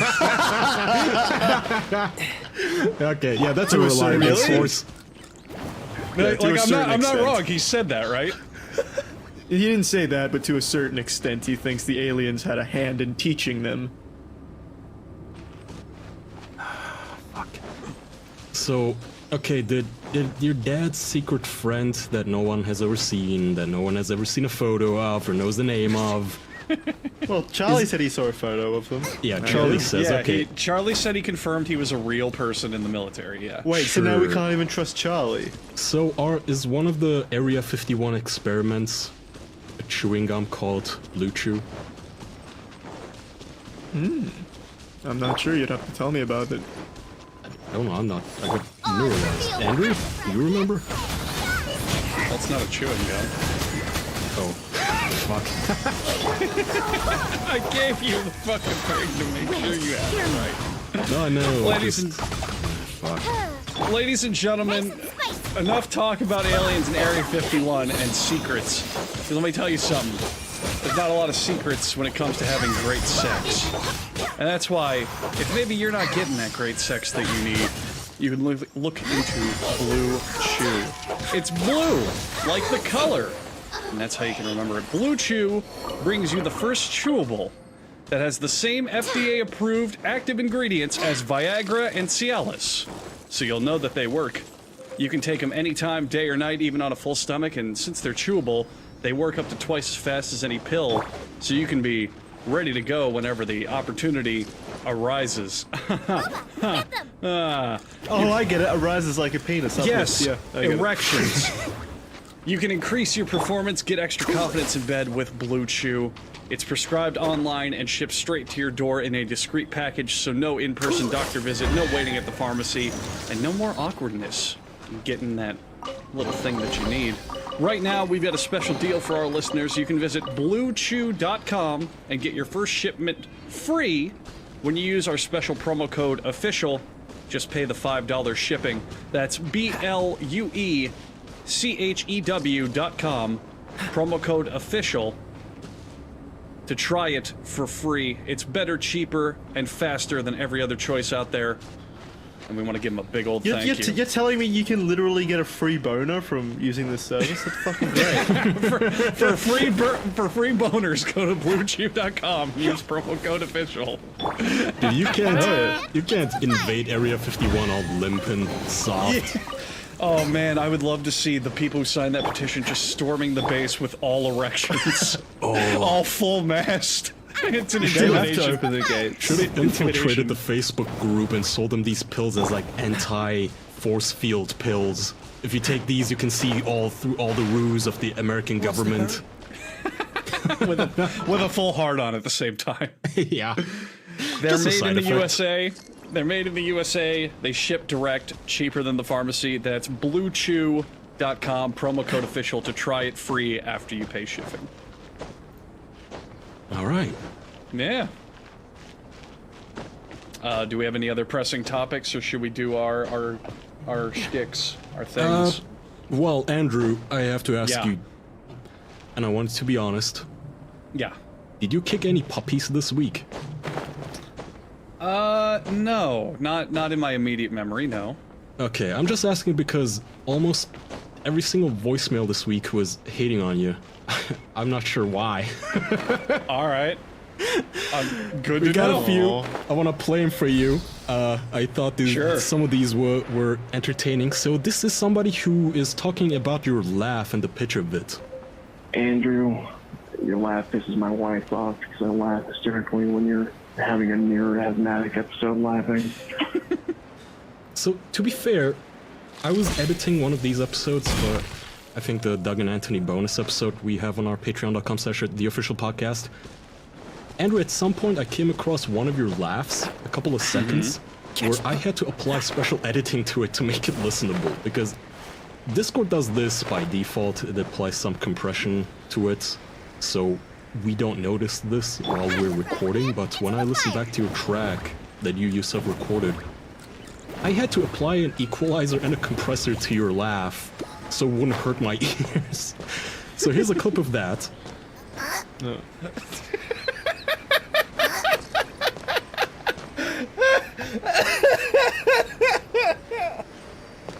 That was really loud. I love it. I got the cough in there to give it some texture.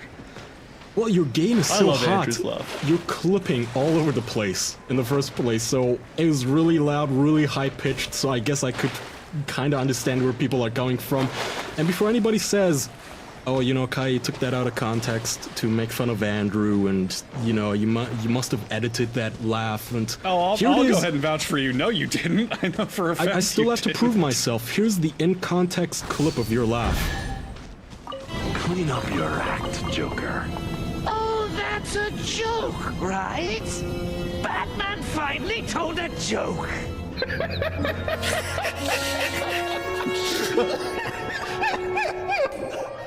As you can see, no shenanigans. That was really, well done. That was excellent. That was so well done. That was I'm very really impressed. excellent. It's all reality. This guy is telling you to stop blowing your mic or something. Let's see. I just want to say, Andrew, get that fucking mic out of your throat, man. I'm starting to enjoy the podcast without having my fucking eardrum blasted every 12 seconds by your fucking deep throat with the mic. That's all I wanted to call it for. I don't know what he's talking about. Well, he said you should need to stop deep throating your mic. Andrew, there was so many of these. And there's some nice ones too, but I actually said in on this episode of the voicemail special. I had to listen to these live. Kind of was funny, but here's one. I just called this clip Andrew Should Kill Himself. That's not my commentary, that's the description. And I want to say that Andrew should fucking kill himself on the official podcast. He should do it live. He should do it while everybody is listening to him. And if he does it, I want him to find me. I want his lawyer to find me and sue me for his suicide. Thank you. That was elaborate. This man just wants to be sued more so than you killing yourself. I know. Yes. So kill yourself and then find a lawyer to sue him. Yeah, I'll put it in my last will. I'll just put this. It's this fucking guy's fault. All right. Well, wait. Did he leave like contact info on there? How the fuck are we supposed to find him? I mean, Doug has his number. Yeah, if you call into this show, you can that's see fair. people's numbers. So unless he's using a burner phone, we could find him if you want to kill yourself right now. That is another level of stardom. If you buy a burner phone to call in and leave me angry voicemails just so you can't be tracked back. This guy claims you don't know how to take a joke and you're the worst person on planet Earth. If I was ever on the show and I got to the things you like corner, I definitely wouldn't say Andrew. Andrew's definitely the worst person on the podcast. They're the worst human being on the world. Mainly because Andrew doesn't know how to take a fucking joke. And he can't stand up for himself like a man. I mean, last episode, someone called in, ripped it on him, and you could tell he got all high and mighty, trying to defend himself. Andrew, it's the fucking internet. Just grow up and take it like a man. And then he's all like, oh, my DM box is open. DM me, bro. Let's talk about this face-to-face. No, Don't fucking let him DM you, Andrew. Just fucking stand up and take it, you fucking pussy ass bitch. Right. Fucking pathetic. How offensive you got. All right. Anyway, keep up the great work, guys, and I'll be listening next week. Don't let him DM you, bro. That's a clip I want to save. I'm confused. Do I not know how to defend myself, or do I not know how to take a joke? Both, I guess. I guess, yeah. That was fun though. Like I said, I enjoy these far more than the kind of voicemails where it's all sweet like and whatever. But I have 2 of those too just to make you feel better, Andrew. So here's somebody kind of getting hard on for you. Oh, wow. Andrew is a fucking unit. God damn, he's fucking beautiful, man. Why didn't you go to college? Like, why didn't you go to college for like football or something? Yeah, dude, go to football college. Get a degree in football.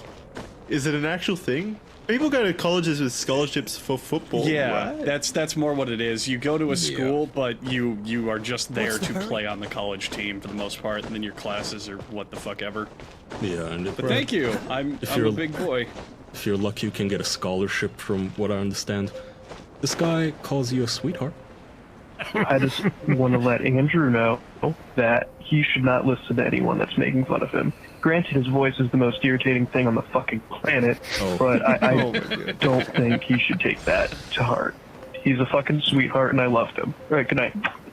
I love the little How kiss nice at of the him. end. Andrew, I think your voice is beautiful, just so you know. I guess I'll assuage any fears that people might have for me or wanting to defend me. I like myself a lot. I have very high self-esteem. So do not worry about me getting down from all this or ever actually feeling bad. I'm great and you're great and this show is great. So thank you. I like that, man. Yeah. I like myself a lot too. Jackson, this guy doesn't like you. Or generally speaking, he doesn't. No, I can't take it. He doesn't Please like don't speak out. Australians. I don't Let's like see. myself. Yeah, go on. You go. To the official boys, Charlie, I've been watching you forever, since before my balls dropped, and that's pretty sad. Andrew, you're okay. You know, you sound like a furry, which whatever. Kai and Jackson, you're both pretty cool. You know, I usually don't like Australians in podcasts, but you're pretty fucking funny. I don't know why that's that was nice. That's a thing. Yeah, I usually don't like Australians. So wait. Did an Australian fuck his girlfriend or something? What happened there? Let's Why do you hate reanalyze Australians? that voicemail, Kai. You said it was saying nice things about us. All he complimented was Charlie, and then the rest of us, he's like, yeah, you're okay too. You're fine. Oh, sometimes that's the best we can hope for, Andrew. I mean, okay, so if you want one that's insulting Charlie, here's a literal 4-second clip. Charlie is ugly as fuck, but I still love him. Oh! And, yeah. What the fuck? That's What's just all the guy mean. left? Yeah. Well, at least it was concise. Yeah, I think Charlie, whether you see him having bad qualities or not, he is definitely not an ugly man. Not at all. Oh, thank you. Yeah, I agree. Yeah, I don't even see that being rational though, because Charlie, you can say things about him, whatever, but he's definitely an attractive person. That doesn't even register. That's just dumb. Maybe that caller is like a calf person. He has a calf fetish. Like a calf's in portrait mode. What is it from the side, Charlie?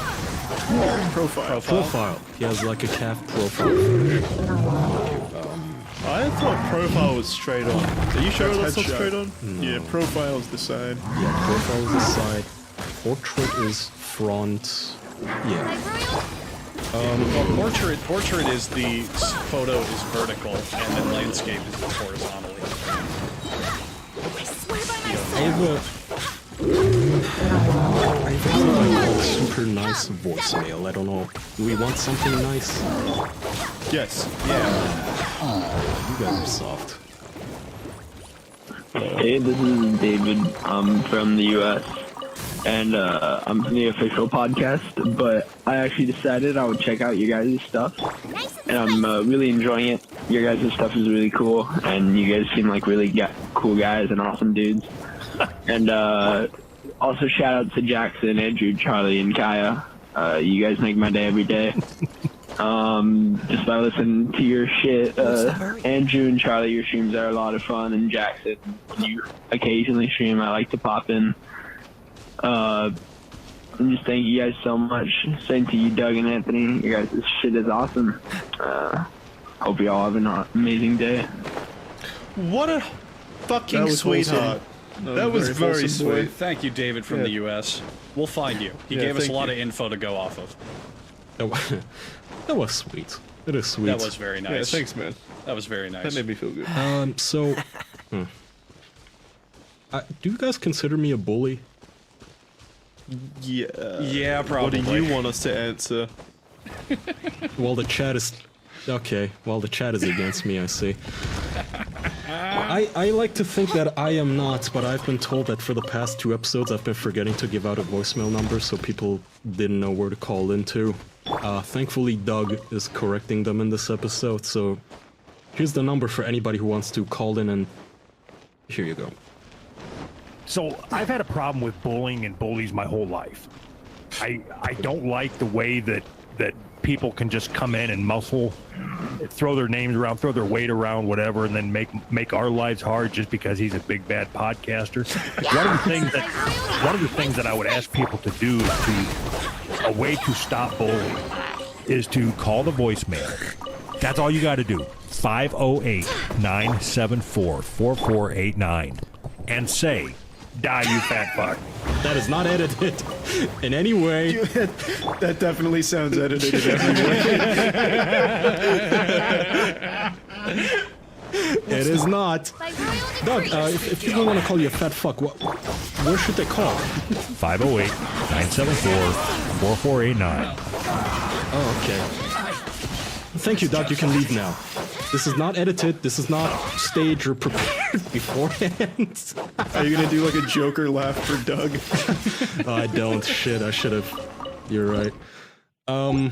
Yeah, I think that's it for the voicemails. I'm looking. Oh yeah, Anthony wanted me to ask you guys if any of you would be down to go on their show. Depends on when, really. Yeah. No, I mean, it's a general question, like, would you be down at all? Yeah, sure. Oh, yeah, absolutely. I think the answer is yes from all of us. All right, I'll put you guys in touch then. So call me an asshole, call this solidarity autist. I call myself the AA, the alcoholic autist. I love it when drunk people call into these voicemails and you can tell that they're just drunk out of their minds or they're high. Here's a drunk guy who called into the Who's Right podcast, but he can't figure out who he just called. Wait, no. Who's Right podcast? Wait. Who's fucking podcast? Is this the official podcast? No. I want the official podcast. God damn it. I'm gonna assume this is going to the official podcast. And if not, get this to the official podcast. Let me just... And he hung up. He got scared. He sounded like Mario when he falls down a pit in Mario 64.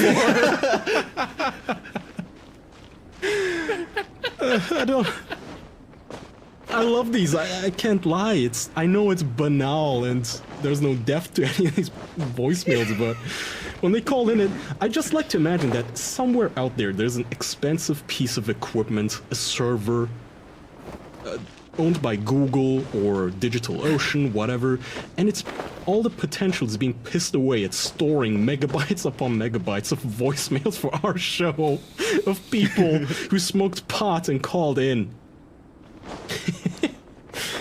Yeah, I think that's it. I have one about bathing in milk. You know what? I actually think I'm gonna make a commission a shirt for us about bathing in milk, so this might be some good advertising for that, so I'm gonna play this last clip.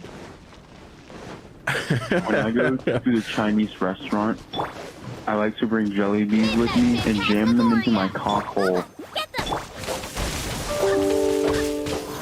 That was it? Did he shut down? Milk.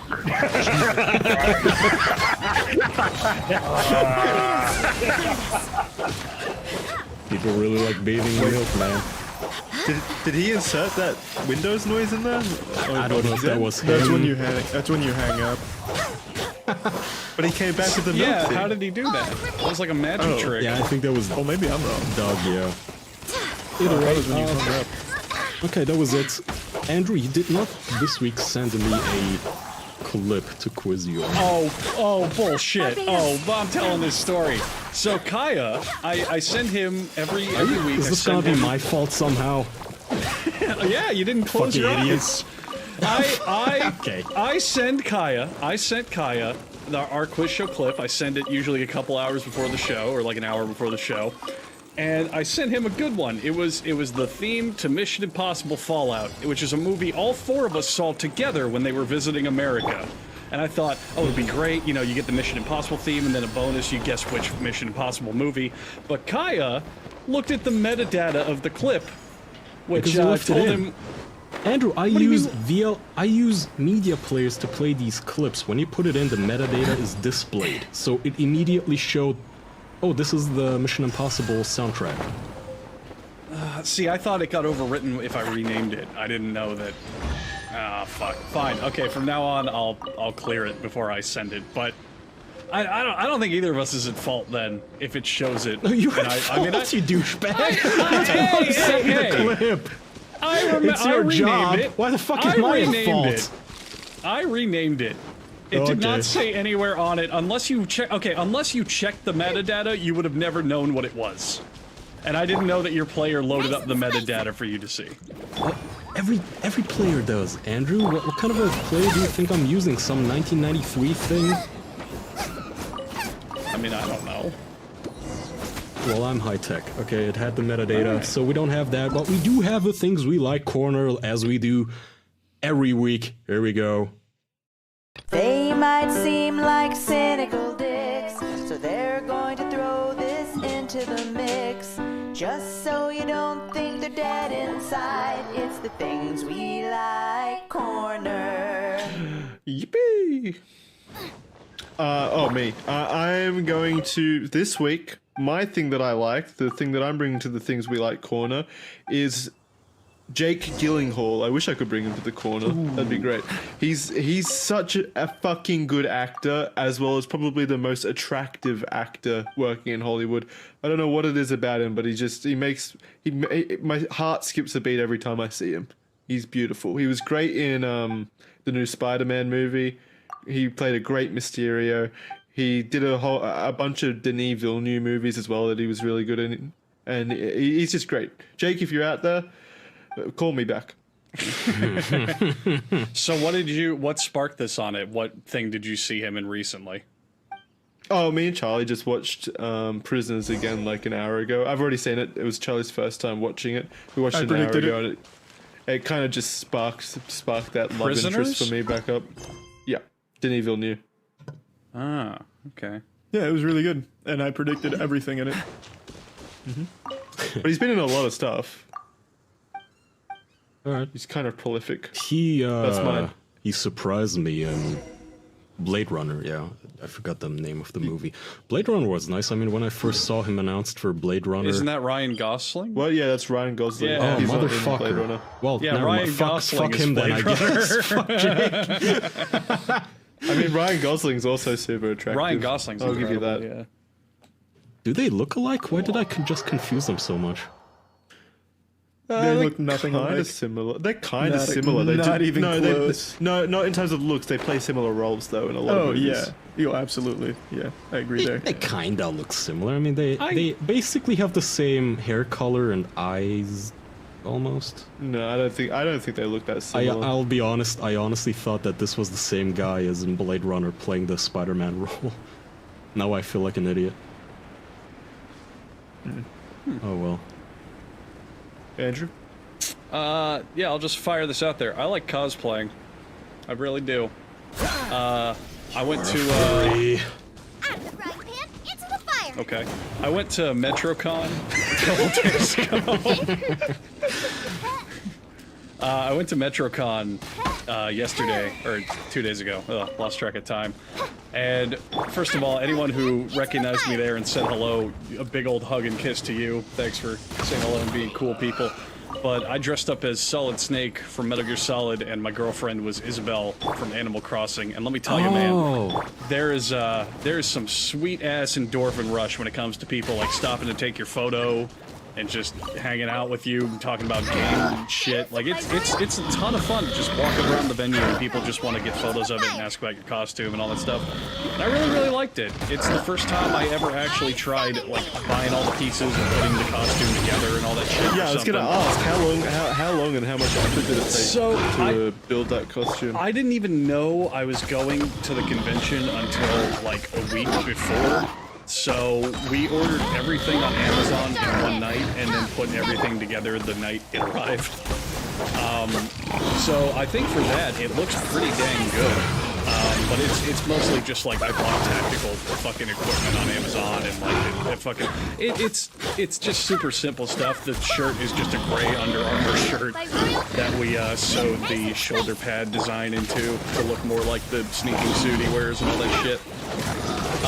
So it was kind of a last minute thing, and I think for that it looks pretty dang good.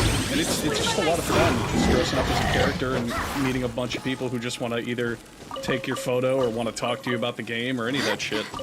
So Juliana killed it as well as Isabella. Her Isabella's excellent. I'm not even biased here. There were like 3 other Isabelles we ran into, and she was the best one. You're not biased. You don't want to sleep on the couch, you motherfucker. I get it. Yeah. But nah, I think she also killed it, and I like that we had the motif of Smash Brothers going on, because there were just so many people that just wanted us together because of that fact. I like it. I saw the photo on Reddit. I thought it was super cute. It was a little suspicious that she's an animal. I didn't know the character. I knew that. Like, I saw it on Reddit, and I knew that, okay, so Andrew is Metal Gear Solid. I don't know what she is like. Is she one of the chipmunks? What is this? She's from Animal. Yeah, okay. Animal Crossing, for anyone who doesn't know. Animal, okay. It's the dog creature thing. Yeah. They're also both characters in Smash Brothers, so if you've played that, you should be familiar with it without knowing the franchises.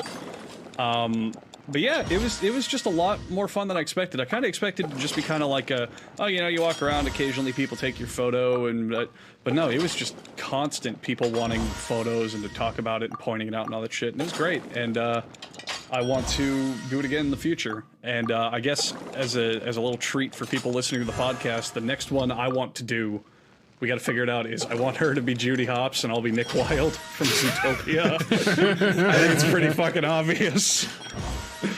But yeah, great. I really enjoyed doing it, and I'll definitely be doing it in the future. It's a lot of fun. Fuck off. Yeah. We keep things obvious here. I told her not to talk, just bark. Okay. Yeah, the thing I like, I guess, is Hunter x Hunter. It's an anime. I think it's just really good. It's a lot of fun. Alright. Yeah, there's not a whole lot to it. I just enjoy it. Alright, Kaya. Alright, Charlie, cracking a 7-minute record there. Yeah, good old one sentence Charlie. I don't know what else to say about it. It's just like a pretty normal anime. I legitimately don't think you've said more than 3 sentences per any things we like corner. That's not true. He's a very negative person when it comes to the things he likes. What does that mean? I mean, you don't like talking about the things you like a whole lot. Oh, because it's not super deep. I just like Hunter x Hunter. It's just a normal anime that I think's good. Yeah, you think this podcast is meant to be deep? Well, I don't even know what I could even go on about. It's just an anime. Just an anime. Yeah, I mean, you deserve all the hate. You are alt-right. Well, I like red wine and vanilla Coke. I got a lot of shit. I posted this on my Snapchat. I said, if you mix vanilla Coke with red wine, it makes for a tasty drink, and people just gave me so much shit as if I just recommended they drink, I don't know, some sort of cyanide mixture. Why'd you even come across that? Like, why'd you try that? I am a pioneer. I don't know. Why do people invent the atom bomb? Okay, it's yeah, I tasty. guess no one asks. Yeah, okay, that's fair. That's fair. It's yummy. It's tasty. Come on, get let's get red moving. wine. Try We're it not with frozen in vanilla place after cola. all. Okay, let's give it a shot. It's tasty. It's good. It's Do you yummy. like red wine by itself? I do. Yeah. Okay, so then you just kind of like, you just like that flavor on its own. Then the vanilla Coke probably doesn't add too much to it. No, it does. I mean, it adds the sweetness. You can't mix anything with vanilla cola. I mean, see, this is how much of a pioneer I am. Now I'm thinking I'm gonna mix whiskey with vanilla cola. I have some in the No, fridge. it's never been done before, Kai. Don't go that hard. You're breaking all the rules. We gotta now. go 80 miles Come per on, let's hour, get moving. 88, whatever the fuck. We're not frozen in Mix place all after the drinks and travel in time and get drunk. Look, no, just trust me. Don't do this as a shot. Put it in a glass, half and half. Vanilla Coke, red wine. It tastes sweet. It takes the bite out of the red wine, the little bite that red wine does have. It's a nice drink. I don't know what the fuck to tell you. I don't know why I got discriminated against this hard. We're not arguing with you. No, not I you. think My red wine Snapchat sucks. followers. You don't get it. Anytime anyone disagrees with me, it's hardcore racism. That's my trump card. I mean, I could see it. You get a little fruity addition to the vanilla Coke. I get it. I mean, a lot of people do like cherry vanilla and orange vanilla. I could totally see wine. Well, no, I can promise you that the wine doesn't bring anything to the cola. The cola brings the flavor to the wine. First of all, don't call it fruity, you asshole. Two, it does bring a little bit of flavor, Charlie. I don't know what to tell you. Just try it. It's a very mild difference, but I don't think people should judge before they try. I don't like red wine, so I won't try it. Cheap I hate red ingredients. wine. What is wrong with you guys? Okay, whatever. Do you drink Moscato, Kai? You started a sentence with, Kaya, do you drink? No, fair. God, you drink- drink like a fucking can of urine if I told you it had an ounce of vodka. in Kaya it. drinks fucking radiator fluid, and he says it's too weak. If it's by Belle Delphine, oh shit, I was gonna bring that up. That was a topic and I completely forgot. That bitch is now selling, before we wrap this up, I want to bring up this topic, I guess. She's now selling a tub, not a tub, but like a little box of her bath water for $10,000. Didn't we already You're talk really about late. Girl yeah, PP. You're late to PP. that. That was PP for No, 10,000. no, we talked about the little 30 milligrams of water that she was selling. She is now selling a whole box of it for $10,000. I thought you were selling PP for 10,000. No, that was fake. That's a fake site. This is Yeah, real she'd get in a news. lot of trouble for selling pee, I think. This Why? Because She's you have selling to pee. sell it with certain restrictions and all She this stuff. 'Cause isn't. It's fake 'cause- news. Oh my god. No, he's saying that. No, you if would she were have to, yeah, if if she were really selling her pee, since it's a bodily, I forgot what the term is, but since it came from somebody, it has to be labeled like a medical specimen or some shit.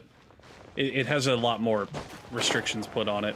But yeah, no, Kai, I agree. It's hot girl sells thing to perverted men. Oh wow, more news at 10. I don't know why this is a story or why it took off on the internet. I think she's cool. I don't know what to tell you, man. She's a brilliant businesswoman, and that's really it. Right. I've said this Brilliant. before. I think she's a libertarian capitalist hero. She's Ayn Rand's wet dream. I admire the balls on this bitch selling her dirty ass water for $10,000. Not as if she came up with it. I'm selling a poster for $50,000, but I haven't been very successful, admittedly, so far. I'm actually thinking about taking down the price. Idea. We should get fucking Belle Delphine to wipe her sweaty vag with the poster, and we'll give her half the profit. Won't she get pregnant? Oh, we had the same idea. We won't tell her there's cum on it. It would be like the Shroud of Turin. Oh my god. What does that mean? Yeah, I don't know what that means. What do you Some not know the religious Shroud of artifact? Turin? Whatever. Point is, it would be the most coveted item in the existence of mankind. Belle Delphine, if you want to come on the show, reach out, please. I know you seem like a smart, savvy, intellectual. You too, Ariana, Halle Berry, any... I can't even get through this bit without laughing. Would you guys be okay with having Vinnie Paulino on the show, by the way? I don't know who that is. Me neither. So, Vinnie Paulino is a comedian who is the opening act for Pete Davidson, who is the opening act for Ariana Grande's ass cheeks, which means I might, play some connections, build bridges, How in the fuck would Pete Davidson be your into his ex? I doubt they keep in contact. He has her phone number. One of. I'm sure she has multiple phones. This is so contrived just for you to fuck a celebrity. Oh, that is highly celebrity? Have you seen her in a thong? Okay. I mean, he lost his words just thinking it out. I know, because earlier you're like, oh, Belle Delphine, whatever, who cares, her bathwater, whatever, and then Ariana Grande's like, oh, that ass! Oh! I just don't get it. Yeah, well, I mean, not all women are born equal. I don't know what to tell you. I think it would be nice to make some connections and You think it would be nice to fuck her, maybe in your fantasy world, and you want to get as many steps closer to it as you can. Yeah, what is wrong with that? Nothing at all. I don't know the guy, so I don't know if I'd want him on the show. Yeah, I don't know either. Yeah. I'm just saying, we are so much closer to being on SNL than we were 2 days before. Oh man, we should host SNL. They're probably dying for people to come on and actually be funny. We should host an episode of SNL. Isn't Pete Davidson sort of a big deal? Isn't he on that show, SNL? Or Pete Davidson is in his own right a big deal. Yeah. Yeah. He's so not just is he in still the shadow though? of Ariana. Is he still though? Yeah. Oh. Yeah. Oh. Just not with us, really. Yeah. Why don't we because just of bring Pete attitudes like Davidson this. Because of people like Andrew going, Kaya, why do you want to kiss her like ass cheeks anyway? They're not that nice. Oh, that's not what I'm talking about. I don't know. I feel like you're a compulsive liar. You're lying about Ariana Grande's asshole. You're lying about Charlie's dad. Kaya, let me ask you a question. This up. Would you buy Ariana Grande's bathwater? No. Oh. I kind of feel like that's not true. I feel like if you actually had the chance, I feel like you would. Nah. I wish I would, but no. You wish you would? You're too scared to? No, like, I don't know how to describe it. I wish I wasn't such a scummy scoundrel fuck, but I'm more the kind of guy who'd pimp her out. You'd be the one selling the bathwater. Yeah. Well, can't argue with that. Thank you everyone for listening to this week's episode of the official podcast. Do we have any last messages or anything?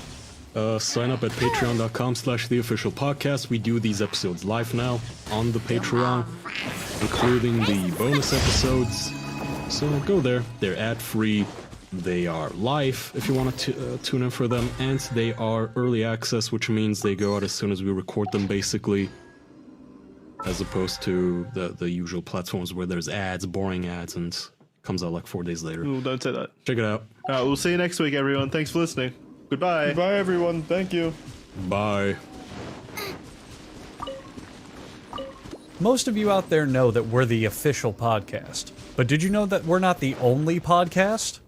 No, I'm not messing with you. And I'm going to tell you about another podcast right now called An Oral History of The Office. The podcast is hosted by Brian Baumgartner, who plays Kevin Malone. The series goes into the making of The Office and how it ultimately overcame all odds to change the face of television. It features interviews with the cast and creators with never-before-heard stories from those who were there from the very beginning. You can check out An Oral History of The Office for free only on Spotify. That's An Oral History of The Office on Spotify. Hello everyone, welcome to this week's episode of the official podcast. It's your four standard men taking charge. Here is Jackson, we have Andrew as well, we have Charlie, he's here, and Kaya has never left and he's really cold at the moment. Kaya, how's it going over there? It is cold in my room, Jackson, thanks for asking. The weather is fucking cold, I don't know what. Fuck global warming, man, fuck everybody. You know what, all those Hollywood phonies are called out for being so condescending and talking down to us in their movies about global warming and the cataclysm in every goddamn movie. Maybe they were right. One day it's burning hot, the other day it's just freezing cold. Sick of this shit. Let's just get it over with. Let's melt the ice caps. Can we nuke the ice caps? Would that change anything? The ice caps aren't the things giving off... They're not the things making it cold in your room. No, I'm saying... It's not like... I'm saying let's make it worse. Just fuck it. Let's ruin the earth. Gotcha. Oh, why? You're trying to expedite the process, I see. Yeah. That's like your Dr. Evil plan. Why do you immediately go to destroying something instead of trying to fix it? Kaya's mentality has always been, why should I climb when it can all fall? Ooh, that was poetic. Yeah, that was deep. That was really deep. Andrew's got like a notebook over there open of nice little poems. Dude, I mean, we've tried. What? Recycling hasn't done shit.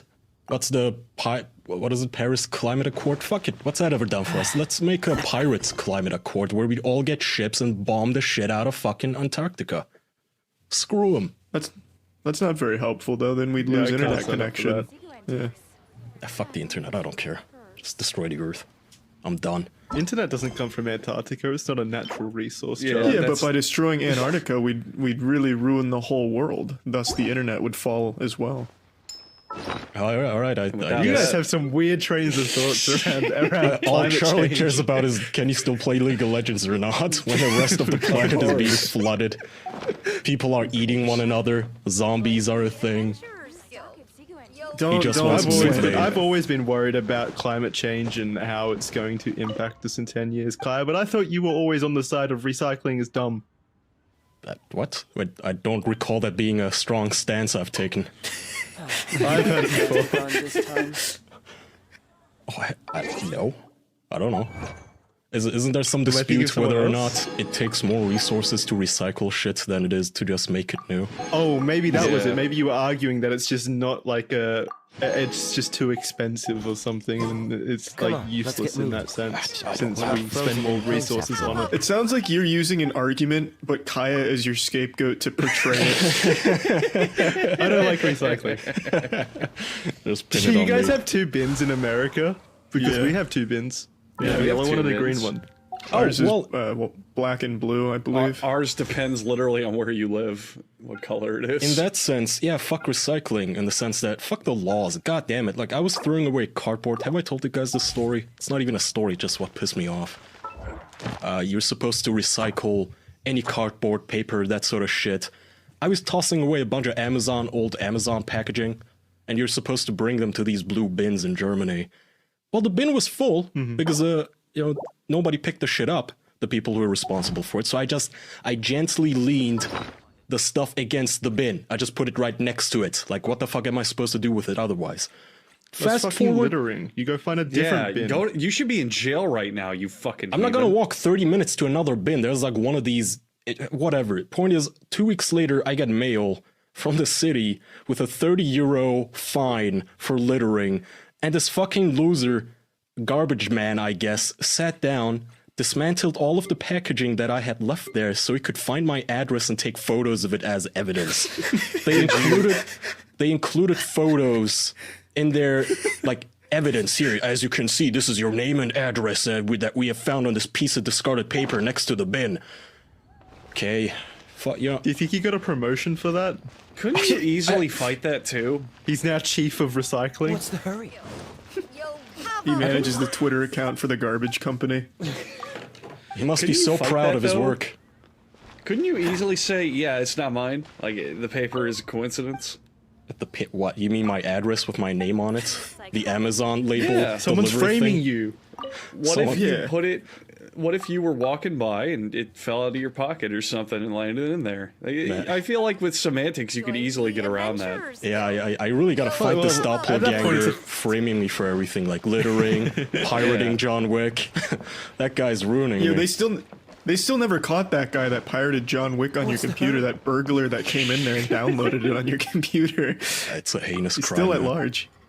Yeah. So do you have a permanent, like what do you call it, like a crime record, whatever you call it, recycling record, like an anti, I don't know. Are you in trouble of going to jail or anything? I'm not a criminal as far as I know and as far as I'm willing to admit on air, but I don't know if there's like a littering record, like am I on some sort of a predator list, some littering predator list?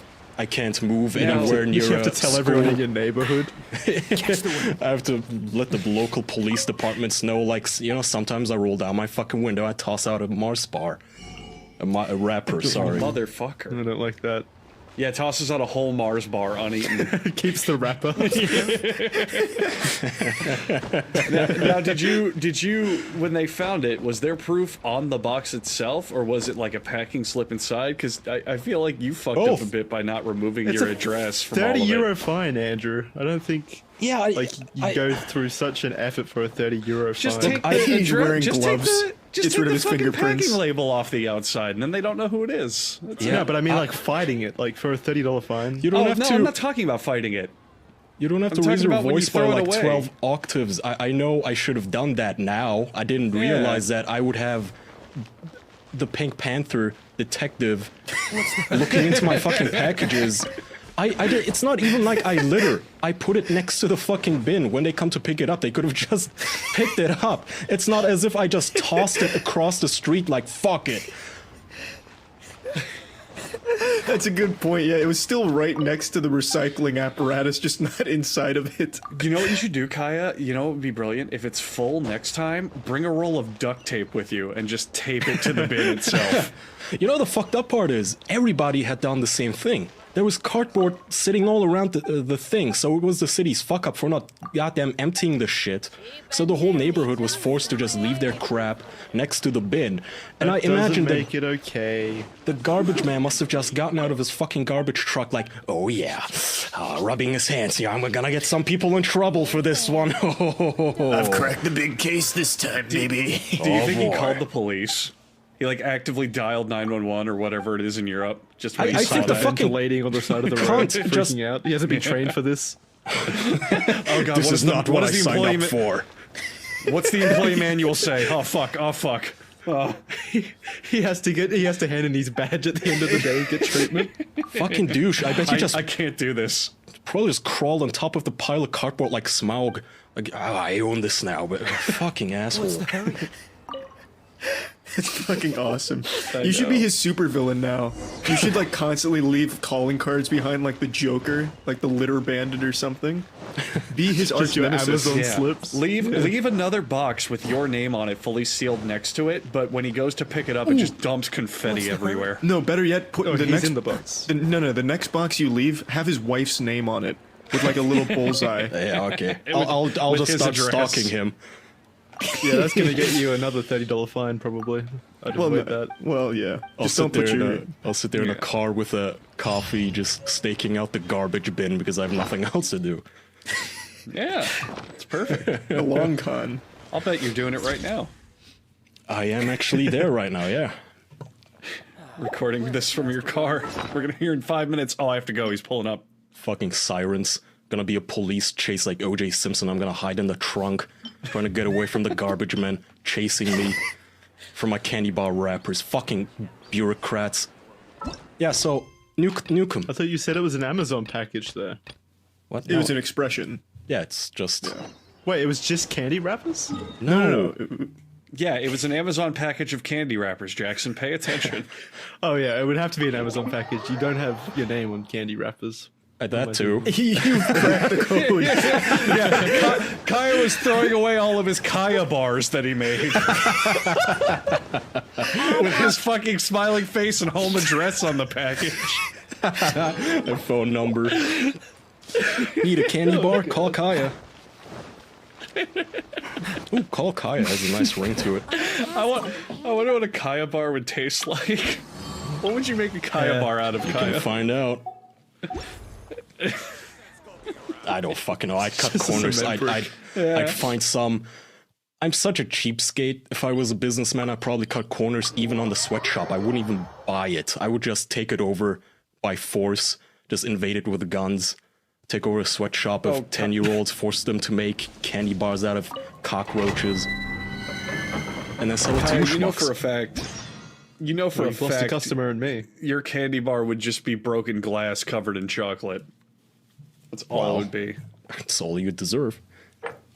Yeah, it keeps the profit margins tight. Fucking American fatties. Aren't you guys the whole reason? Let's just throw out some absolutely nonsense statistics here. Don't Americans cause like 128% of global warming? Isn't that true? Can you get more than 100%? We're so bad at global warming, we're making it, what, 28% worse? Yeah, than it is? You're very efficient that at works? fucking us. Holy fuck. I heard that America, actually most countries, just send their rubbish straight to China. Really? Yeah, they sell, like, China would just buy trash from people for some reason. I don't remember the reasons as to why China bought trash. Turkey does that too. Maybe they just like buying trash. They love Wait, it. Turkey does it too? Why? I don't fucking know. So, no, wait. So what happens, I think, is people just sell, or no, they pay to have their trash disposed of. So, China... Oh. The third world basically just pollutes fucking everything. And I guess we at some point bought plastic waste from England, I think. And then it kind of just made us a loss because nobody in Turkey knows business or anything. How to get rid of. Yeah, you know what the fun part is? We've all seen Chernobyl here, right? The meltdown TV show. Whatever. You know what Chernobyl is? Yeah. Yes. Yeah, well, Turkey's gonna get its own Chernobyl because we're building a nuclear reactor, everyone. Yay. Oh, God. Turkish people. Are they touting it as the biggest, most, like, powerful reactor? Because that would be worrying. Okay, so I want to actually tell this funny anecdote. I was out with dinner with a friend, and her fiance actually works at one of the universities where they recruit the people to work at this plant. And it's this project that Turkey is working together with the Russians. So two states where there's a lot of tension, actually rival states, but Russia came in and said, hey, how about we show you how to make a nuclear reactor? Okay. So this guy tells me that they're coming in trying to recruit basically interns from his university to try and teach them how a nuclear reactor works, how they're gonna build it, how they're gonna run it. So the Russians are gonna build it, hand over the keys to us, and then like 20 years later we're gonna own it or some shit. But he explicitly said they are purposefully selecting our stupidest students.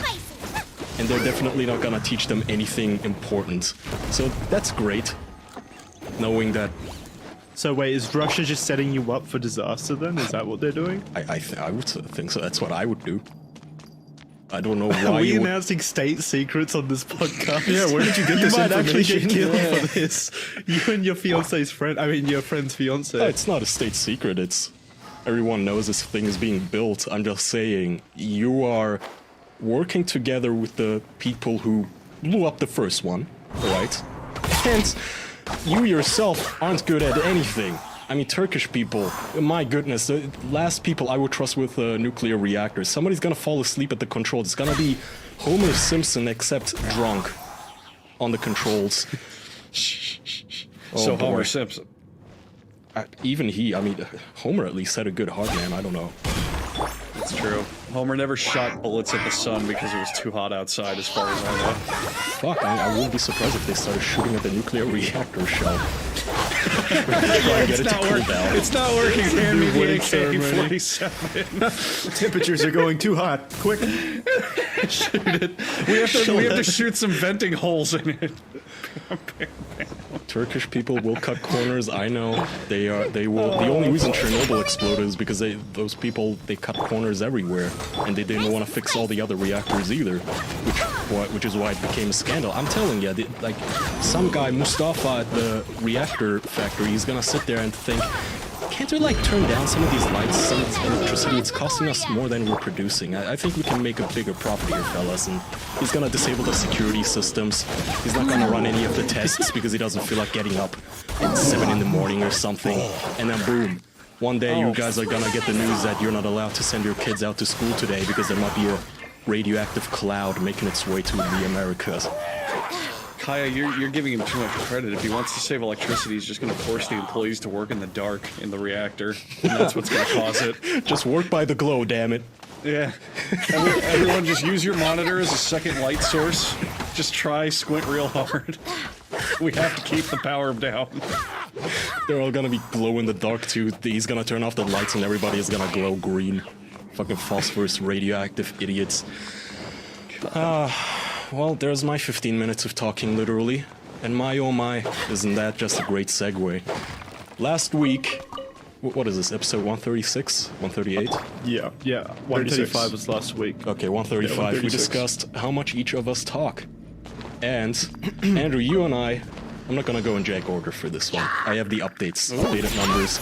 Andrew, you and I... Wait. Before you give it away, how did you update this? Did you just do last episode, or did you do more episodes? I'm gonna tell you guys last episode we decided. Let's let Charlie and Jackson take the wheel. Andrew and I will shut the fuck up. Here's how that worked out, Andrew.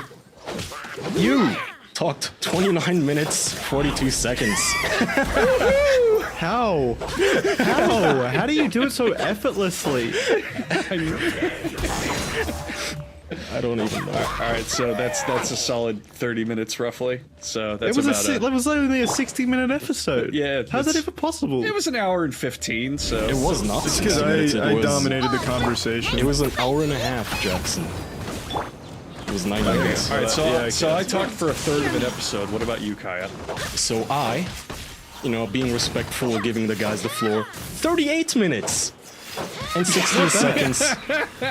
You really reeled it back on that one. Yeah. So, alright, wait a minute. If I talked for a third and you talked for more than a third, that means that Jackson and Charlie only have a third to split between the two of them. Yeah. It's not looking good. Alright, so... I don't understand. Oh, compared don't understand. Compared to our averages, Andrew, you talked more than your average, and so did I. so much for our plan to take a back seat. Okay, I'm still shaking. What the fuck? Might be low blood sugar. You're so excited. I know. I was waiting for this moment. Okay, Jackson, your average was 13 minutes and 35 seconds. Last episode, you talked for 16 minutes and 25 seconds. Are you kidding me? I felt like I talked forever last episode, and it was only 3 minutes above my average. It's not easy to dominate the conversation like I do, Jackson. That's Charlie. You're cheating. Charlie, we come to the final conclusion. Which one of you won? Charlie, I'm thinking your like average, maybe a crisp 25. Your average was 13 minutes 49. Last episode you spoke 10 minutes 58 seconds.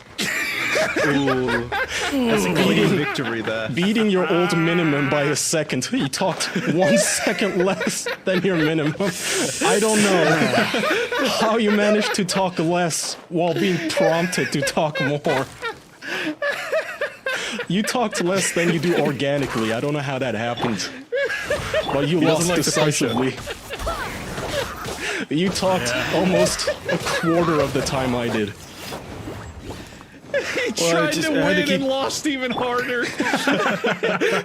I just had to battle. Jackson's a hard foe to fight against, man. It was just a tough matchup. That's impressive. Oh, God. I love how you set a new minimum. I was going for world records, to be honest with you.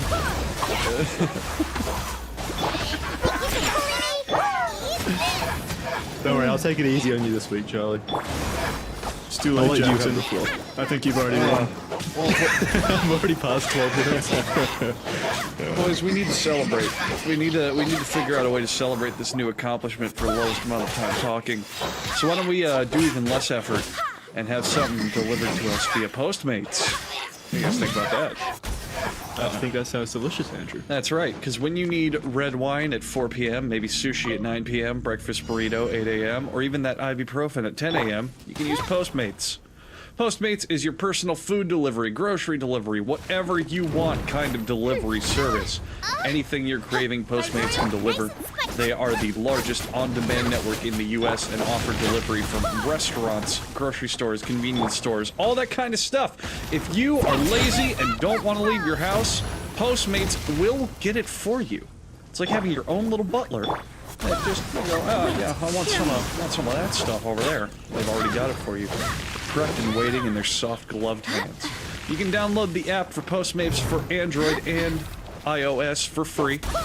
That'll let you browse local restaurants and businesses that are part of Postmates family, and you can track your deliveries in real time. For a limited time, though, which is not real time, for a limited time, Postmates is giving our listeners $100 of free delivery credit for your first 7 days. Christ. That is actually a lot of money.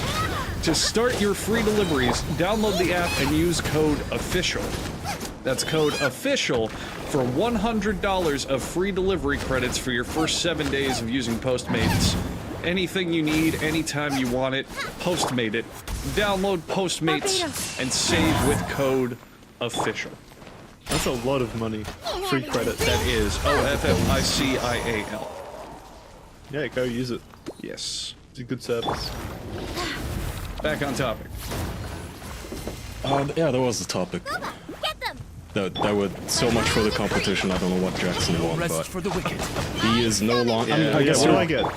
your reward is that no one can anymore say that you are the most silent one on the show. How's that? That was my crown for a long while, though. I kind of like fit into that role, if it makes sense. Like I feel kind of lost now. If that's not my role, what do I do? You're talking so much, Jackson. Jesus, I liked when he didn't talk a lot. Don't you guys agree? Jackson's You just wanna swap taking roles? over. I don't like Jackson's takeover. Kaya, take the helm.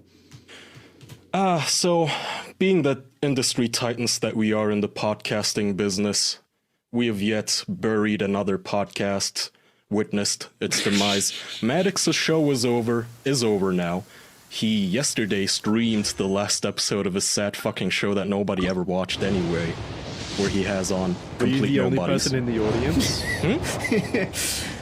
Were you the only person in his audience? So because it was the last episode, Dick tweeted it out, and all of us, of course, joined in to see him play out his show and see how it must have looked. And God, it was so sad.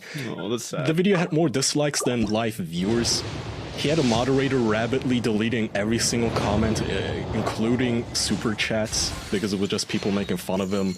The audio was shitty. And so the way they had the camera set up, though, this is the funny part. You could sometimes see Maddox's laptop, and you could see a computer screen they had up. Both of them showing YouTube comments, the live comments. And every time Maddox would look down at his computer or his phone to check the comments, he would immediately start frowning.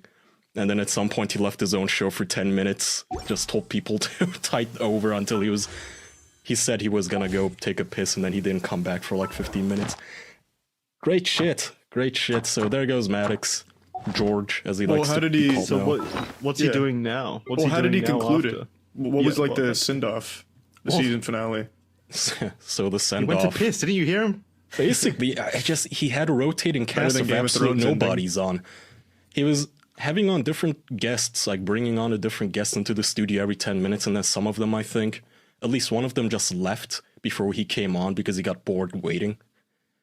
It was a sad show. Sad shit. Now he does that Godzilla whatever podcast, remember, where he reviews Godzilla, Charlie?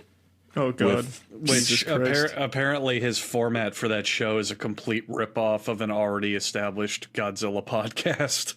It's a good job, Maddox. You can't even come up with original things anymore. You're telling me he ended a podcast to work on another podcast? That's it? Yeah. Which I assume also gets no views. Jackson, would you like to bump your record up? You were going to ask a question. No, it wasn't. That was my question. I'm just trying. Oh wait, no. Yeah, no, that was my question. You're right. I'm good. Now here's a rambling for time. Charlie, you can come in with a steal. I don't like Maddox. Oh, verbose. And you wonder why you lose. Well, it's not my fault that I'm cutting edge. Hey, it's not how you use your words. It's not how big your words are. It's how you use them. Something. Exactly. That's true. Of course, girth always counts. All right, let's see. I haven't researched this at all.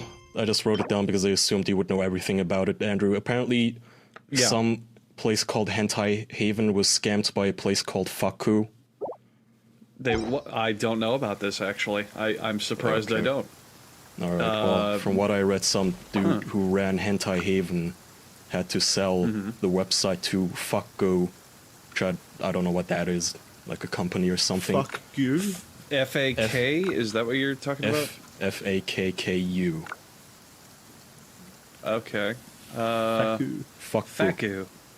Oh, that's like Jakku another from the planet from Star Wars. That's another hentai website. Okay.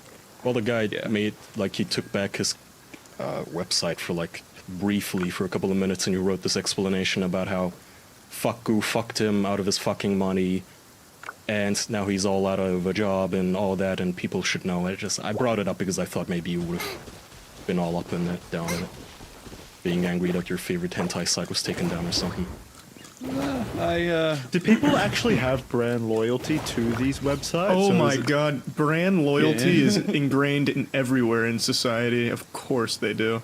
Even Hentai Haven? Even anything. Oh, even yeah. subreddits. Oh, yeah, dude. Like, literally, even the smallest parts of the internet are going to have loyalty to something. Jackson, let me give you a good example. How many porn websites are on the internet?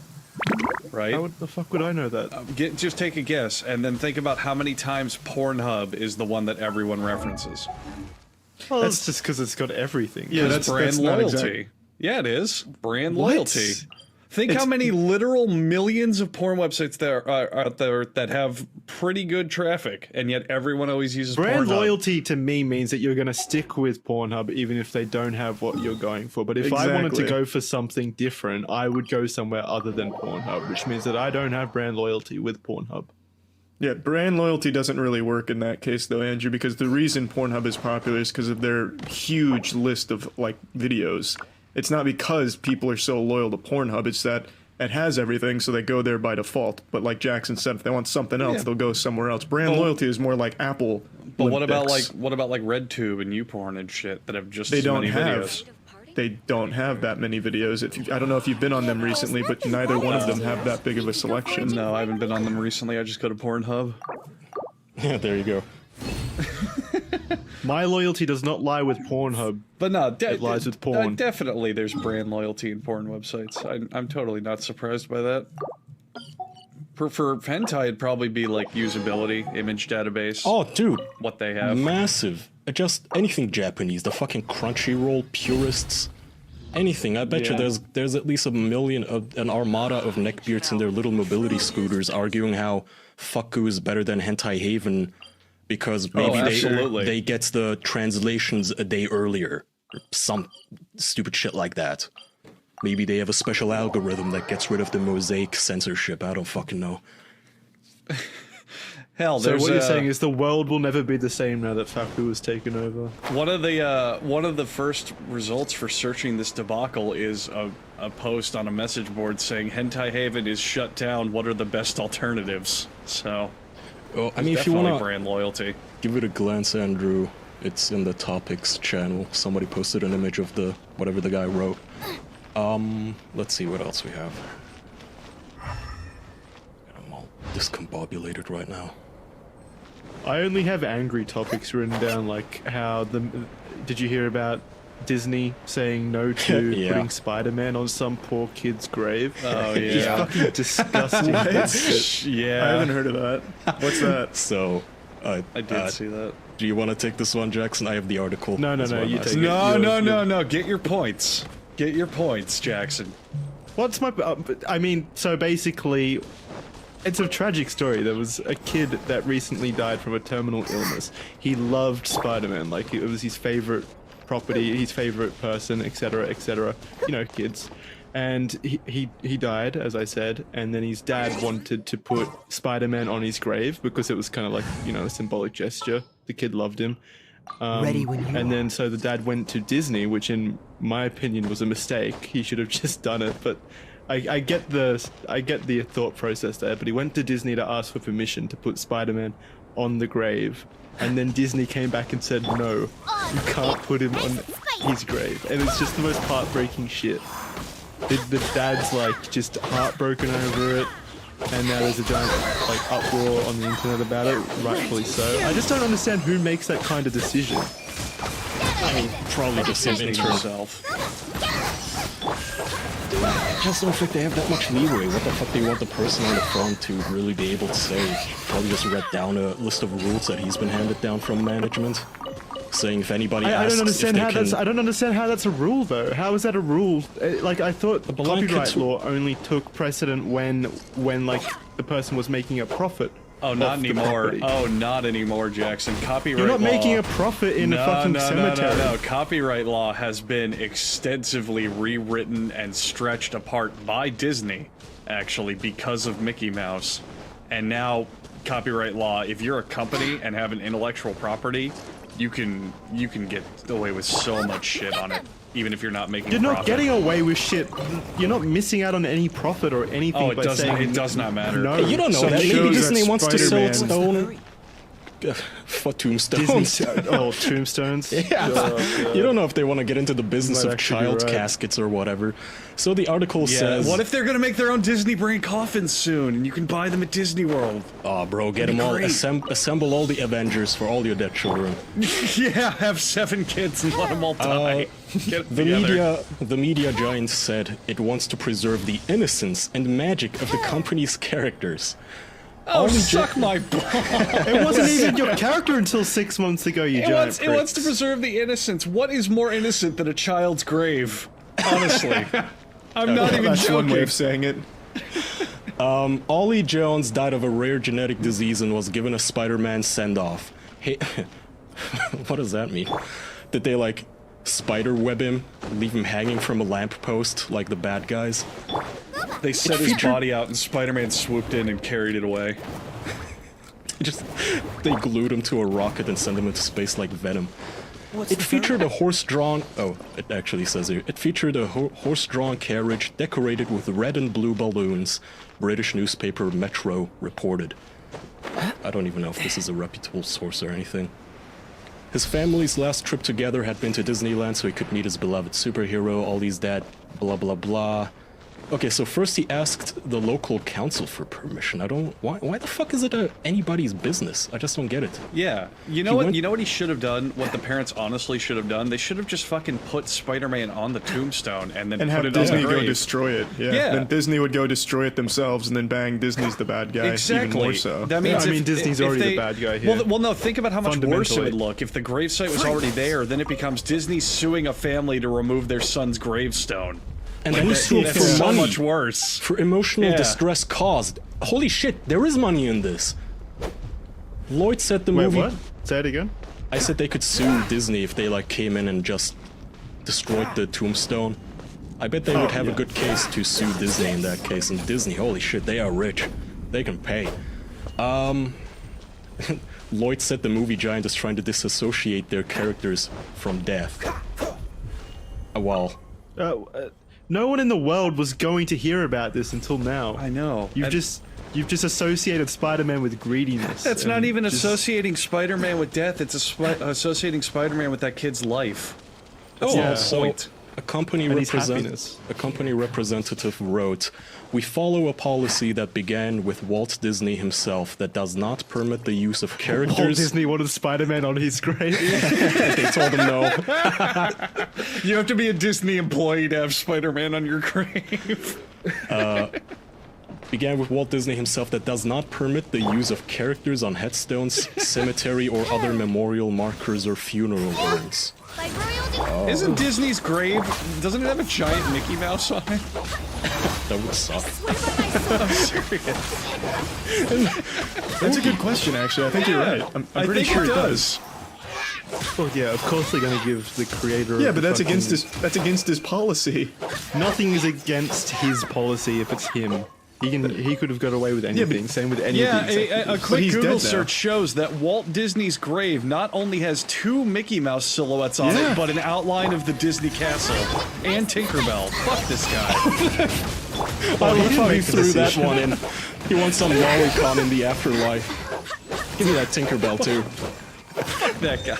I can guarantee it's never probably Walt that made this decision. Oh, not at all. It's board executives, I guarantee. Didn't Kaya just read from Walt himself? Did you? Well, a representative said that they are following a policy that's been there since Walt himself or something. It began with Walt So it's himself. made by someone They else. also, apparently they reached out and said this. This is great, the ending to this. Although we cannot grant the family's request, we would be pleased to commemorate your nephew with a hand-inked, hand-painted, personalized action frame from the movie, in parentheses, that recognizes his love for Spider-Man, which will read, "For your blank." nephew's name. So I guess they're just supposed to fill out the name themselves. This company can't even give a shit to sign it. Yeah, they really couldn't give the name in the press release to make it seem like they at least care a little bit. This article, it just reads, "For your blank. Thank you for letting us share in the magic of your life and your dead kid. Your friends at the Walt Disney Company." Assholes. It's just heartbreaking, like... Well, I just feel really bad for the dad. He wanted to do something for his son. And just to be told by a corporation you can't do this small gesture. Just use Turkish Spider-Man or something. Just skirt the copyright laws. Spider-Man with a mustache. Yeah, or like sombrero. On the upside, Spider-Man.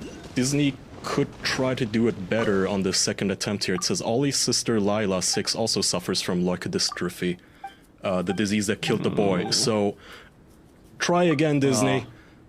Dude, this is such a good way for DC to finally come back. That girl should want like Batman on her grave, and Warner Brothers should be all like, "Oh, you want Batman? No, actually, we hired a gravestone maker to put the whole fucking Justice League on there. You're welcome for free. We'll bury Adam West with your daughter." Yeah, we'll put her in the Adam West cemetery. You know, honestly, that's kind of where these companies are at, though. Like, to get good press whenever something like this happens. Yeah, we'll dig him up, put him on a stake, put a fucking thing up his ass, and we just went ahead put him and right there. hired Christian Bale to sing at her funeral. No problem. Do you guys need anything else? It's polar opposites with these corporations. When nobody's watching, they'll act like arseholes like this and deny people like just the smallest pleasantries. And then when everyone's eyes are on them, they'll go out of their way to just pander constantly. Oh, yeah, they're complete assholes. Just like how at the end of, what are we now, July? On like June 30th at 11:59 p.m., all the companies take out that pride flag from their icons. Like, oh, fine, thank God, fuck this, it's over. We don't have to pander to them anymore. What month is it now? I want to take the pledge and say that you can use an official podcast tombstone if your kids die. Yeah, I would recommend against it, but that's right, ladies and gentlemen out there listening. If you die, you can have my face on your gravestone. It's fine.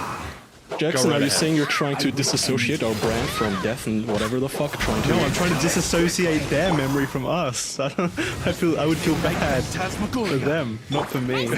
If we're heroes just like Spider-Man. What if they really like us? What if Milk Kid is like, I want to be buried in I'm not milk? saying they can't do it. Okay.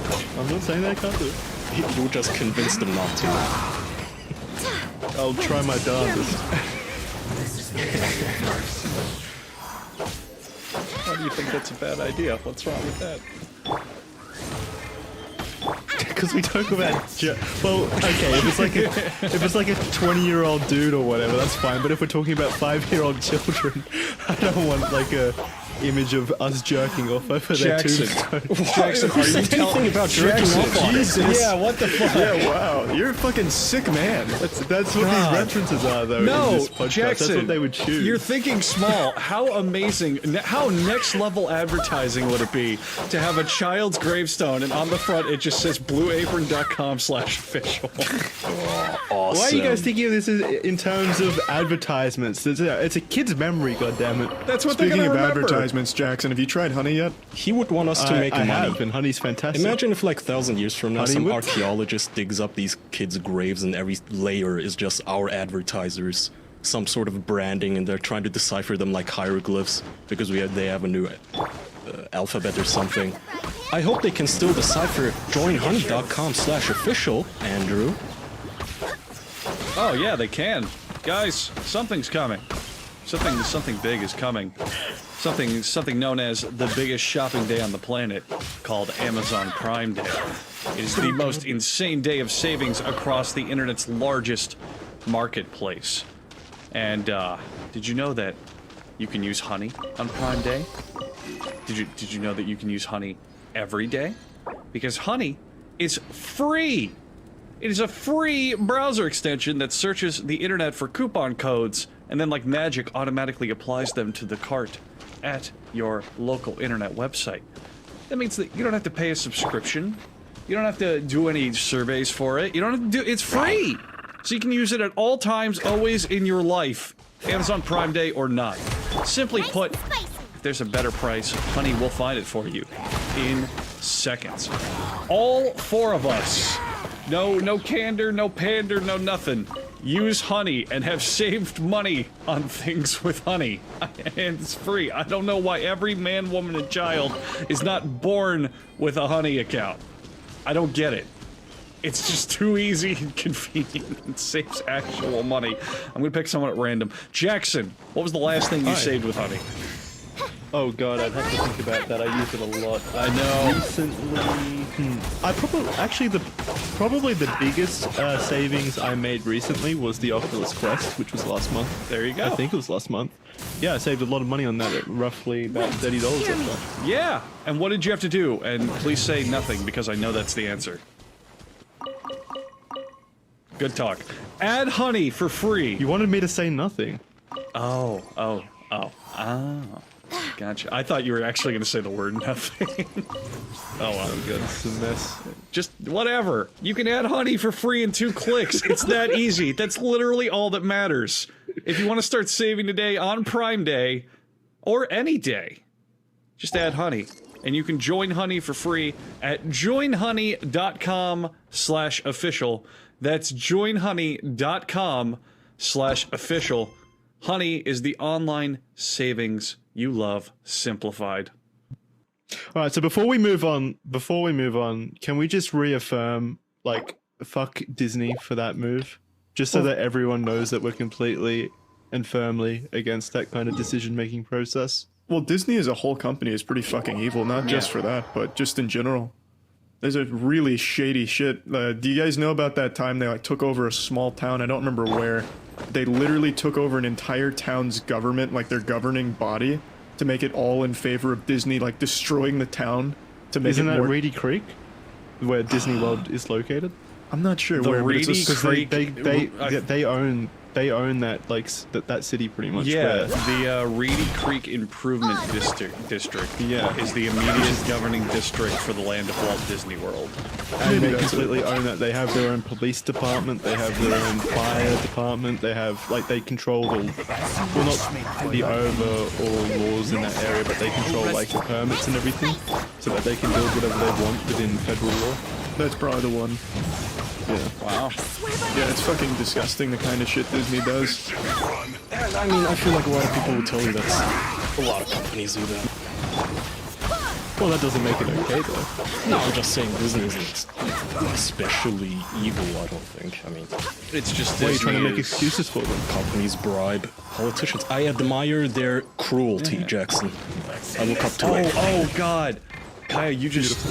Thank God, you just gave me a good segue on the whole companies being evil and stuff that I've enjoyed. It's not much of a topic, but have you guys seen the Monopoly Man at the Google hearings? Barbados. What does that even mean? Oh, fuck yeah. Fuck yeah. All right, let me break this down for you. I love this guy. So Google does a good handful of hearings before, you know, Congress or whatever, you know, when they're doing business shit or they have to answer questions and this and that. And Google is apparently... They spend the most money on corporate lobbying. Yes, Google and its fucking lobbering. Google spends more money on lobbying than... I keep fucking it up. Amazing. Nice. That's a twofer. Google spends more money on lobbying. They do more of it than any other company in America. There's a title for the episode. Google's lobbering. Yeah, please, lobbering. Google's lobbering. They do more of it than any other company in America. So now, out of protest, every time they have a hearing before a governing body, there's a guy who shows up to it just dressed as JP Moneybags, the Monopoly Man, and he just sits in the back and makes goofy faces the entire time. That's pretty goofy. It's I like pretty that. great. Does that actually get any kind of reaction? Yeah, he's had Mr. Google. He's had articles and shit on like big news outlets. People are noticing it, but every time the camera is on the guy speaking for Google, you just see this dude with a giant white mustache in the back making silly faces. And like rubbing his hands greedily and shit. It's great. It's really funny. I highly recommend. There's footage of it. Some of you go out there and just find clips of him just sitting in the back and doing it. It's really funny. There's a picture of him where he's standing up behind the guy with a thing of money with $20 bills pouring out of it. It's so That's good. really cool. I love I've that never seen kind of this guy. protests where it's fun, but it's also people are noticing it, like it's getting the point across. I think it's brilliant. It's great. He's got to stick with it though. It's going to become a lifelong. He's got to take that identity. He's been doing it for a while, apparently. Like I think he's done it 4 or 5 times now. He should He'll show keep it up to the Disney hearings then with a noose around his neck. Like you hate the Yeah, dead. in Walt Disney's suit. That'd be great. Oh, he's like way in the back. You can still see him clearly. No. He's only like 3 rows back. Yeah, only in a couple of them is he in the back. There's a couple where he's literally right behind the guy. So can just anyone get into these corporate hearings? I believe so, but I mean, obviously, a bunch of it is reserved for the people who are supposed to be there. But I think they have a public audience section. I know if you want to go to like public court hearings for certain things, you can just go. So, I believe so. Nice guy. Hopefully it changes Google's ways. Oh, yeah, like it will. I fucking I just bet. really liked it. I Google just is the wanted to kind of mention company it. who would dig up a dead child just to sell it back to the parents. That's true. Google is an exceptionally evil one, to be fair. They No, Google there's like is 3 that I can genuinely think. Yeah, there's 3 that I can always think of off the top of my head, which is Nestle, Google, and Disney. To me, those are like the 3 most evil. Nestle's the ones that have like I would copyrighted say, water, right? I'd say that Apple. The formula for water. You said Nestle, Google, H2OA and sounds like Disney? our deal. Yeah. I feel like Apple would be a hard runner for that as well. Apple just makes shit products that are anti-consumer. These 3 do like genuinely evil shit. Nestle, Jackson's not kidding. Nestle literally forbids water in some part of Africa where like their water gets bottled or something. They made it so they steal the natural water from that region. yeah. And so they have to buy water from Nestle if they want to survive. yeah. Basically, it's unreal. Didn't they at some point start like a breast milk brand, like some milk thing that they would give to mothers so they could give it to their children, and then when every mother started using it, they jacked up the price and told the mothers it would be harmful to the kids if they stopped now. Yeah, something like that. Or it made them sounds about addicted right. to like their formulas or something. I don't. Yeah, something weird with babies. I don't know why more people don't talk about Nestle. They do some incredibly evil shit. Like what? Like the 2 we just talked about. Well, what else? Those are the I want to hear more. I'm really invested, actually. If I remember correctly, there was a really old one about how they actually killed infants in that part of Africa. Because they Probably. overworked them or something like that. I can't remember what it was.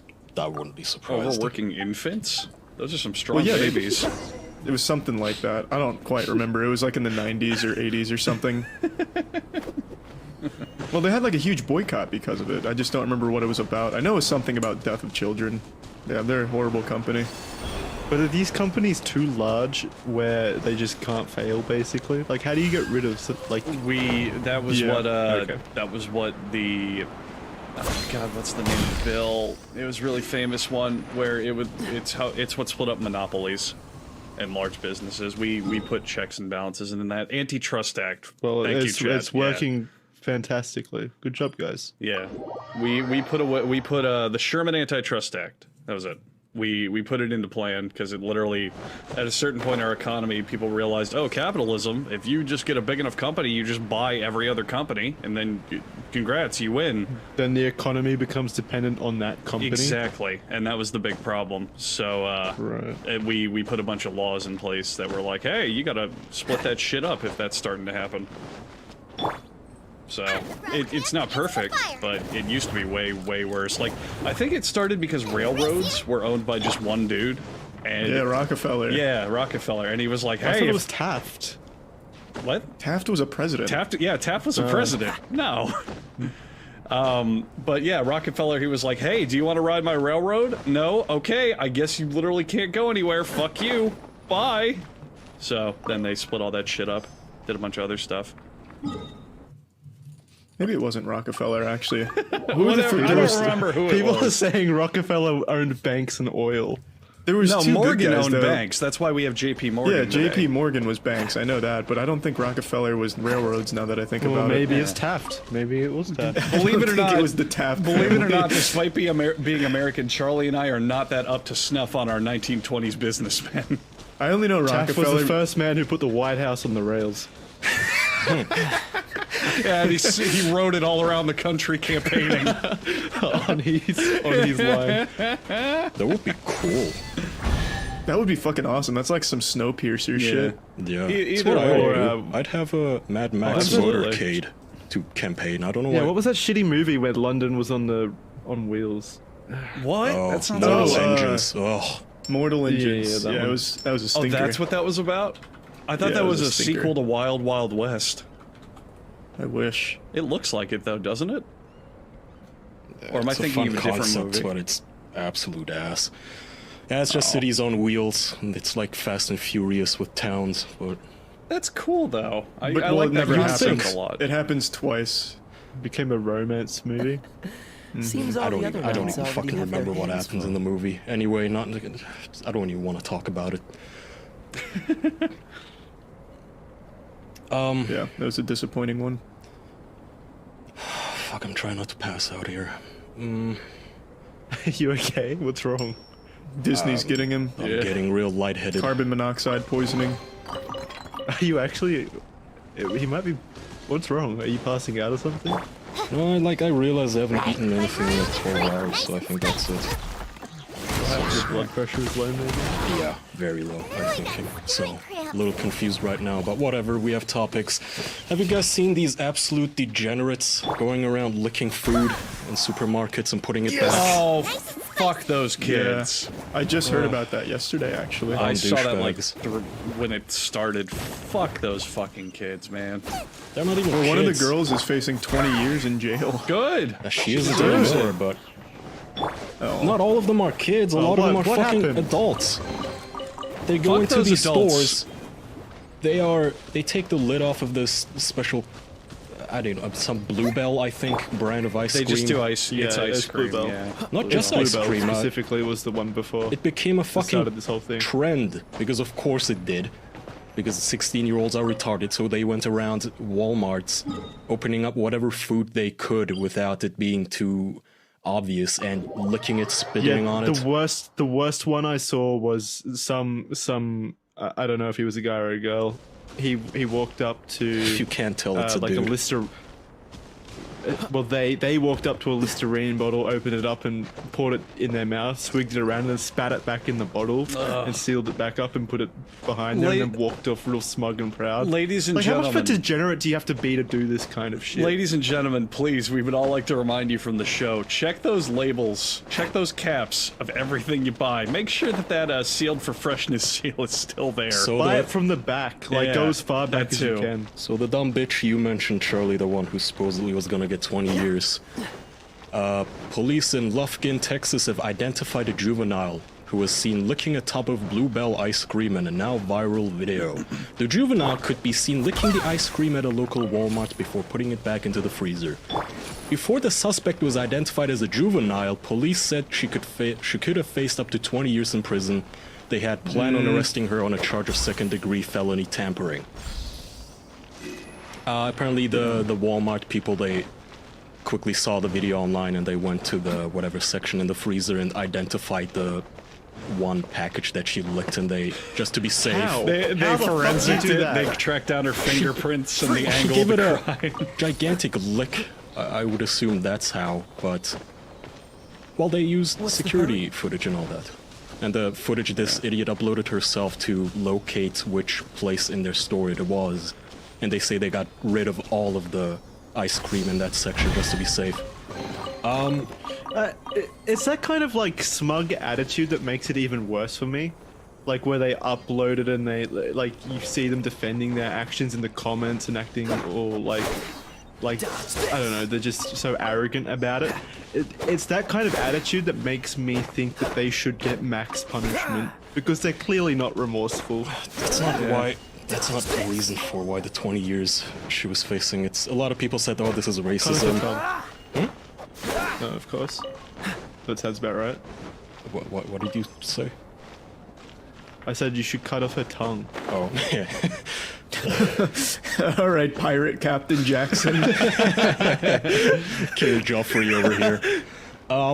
So no, I looked it up. I looked up why everyone was like 20 years in prison of all places just for licking a tub of ice cream. This is racist, yada yada. So I decided to look up why the fuck the punishment is so harsh for spitting on food. So this is a little long, but basically in the 1982, some douchebag went around switching Tylenol with, what's that shit that kills you? Cyanide? Cyanide, yeah. He went cyanide, around switching Tylenol with cyanide, so it says, I found this article about it. Early on the morning of September 29th, 1982, a tragic medical mystery began with a sore throat and a runny nose. It was then that Mary Kellerman, a 12-year-old girl from Elk Grove Village, told her mother and father about her symptoms. They gave her one extra-strength Tylenol capsule that, unbeknownst to them, was laced with the highly poisonous potassium cyanide. Mary was dead by 7 a.m. And then, so the whole nation got panicked by that.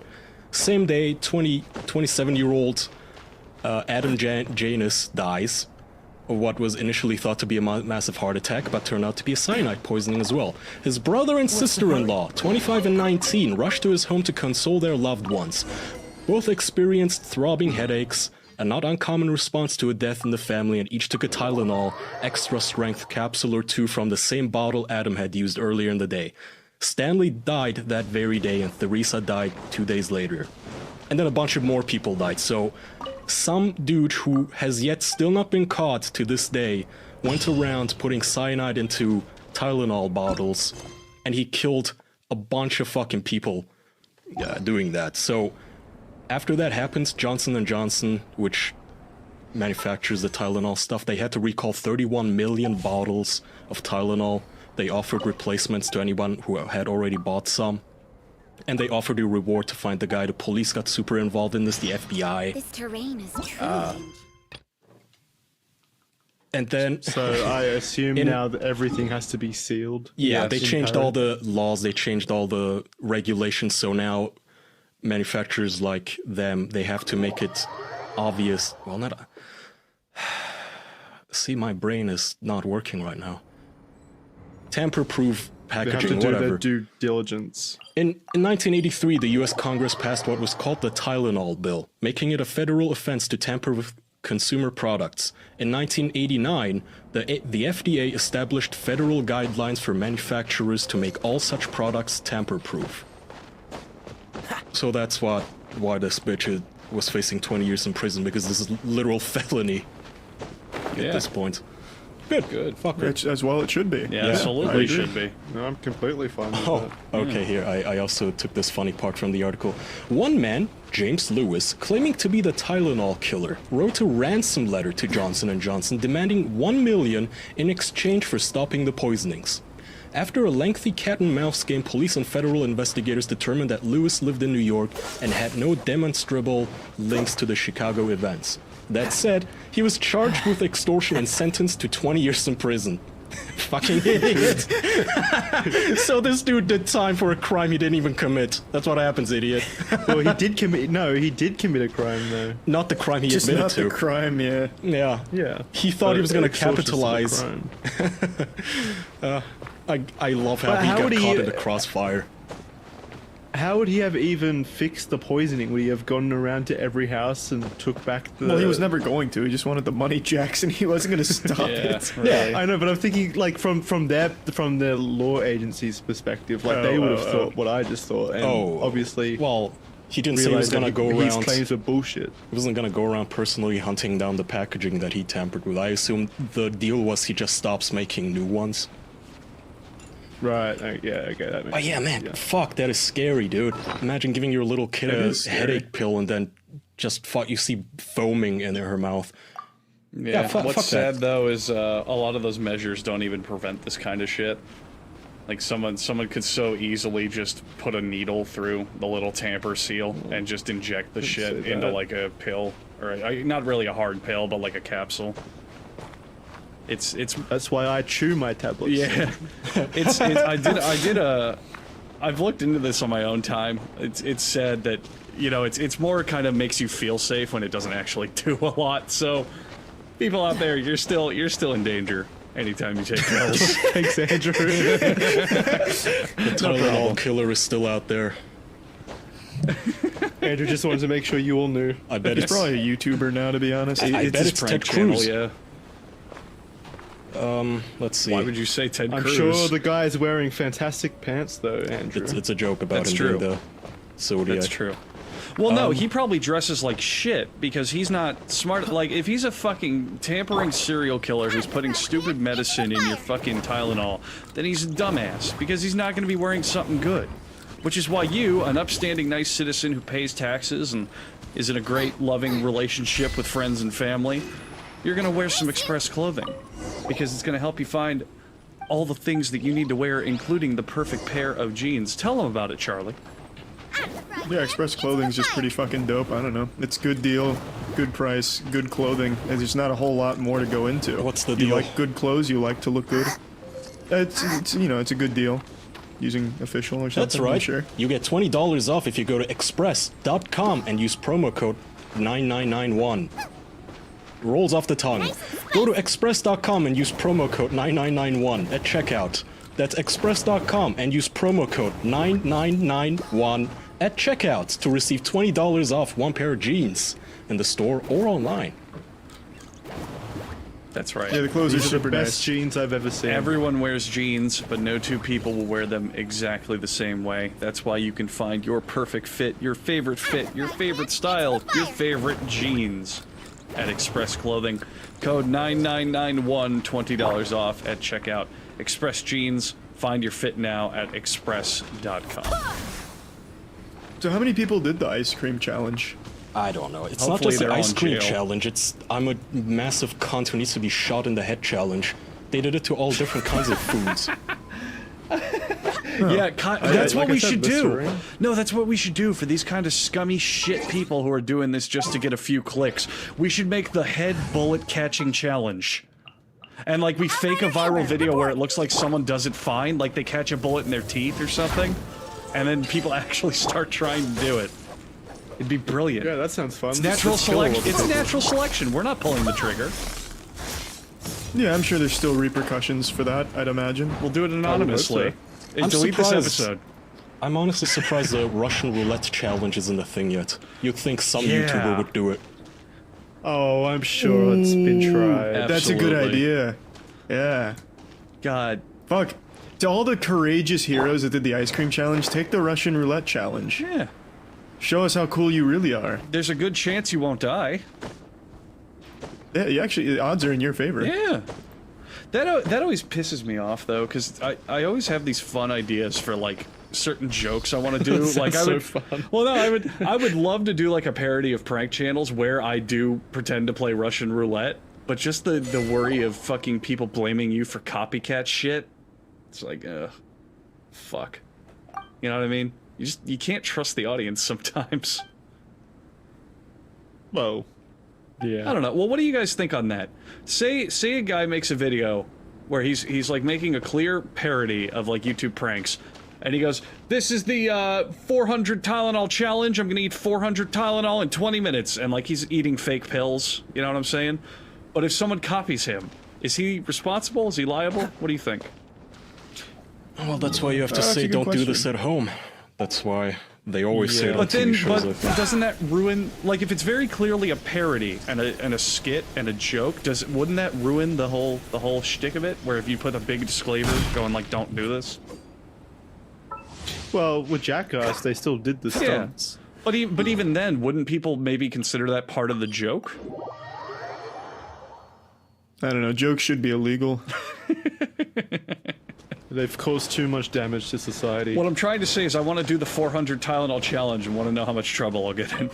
I don't know, just I don't won't be be a your pussy. friend anymore. Yeah, just do it. Yeah, just do it for real, then I won't have to worry about it. I don't know. I imagine there's always going to be that layer of responsibility, though, like Tide Pods. If they found who started the Tide Pod challenge, there'd probably be repercussions. That's true.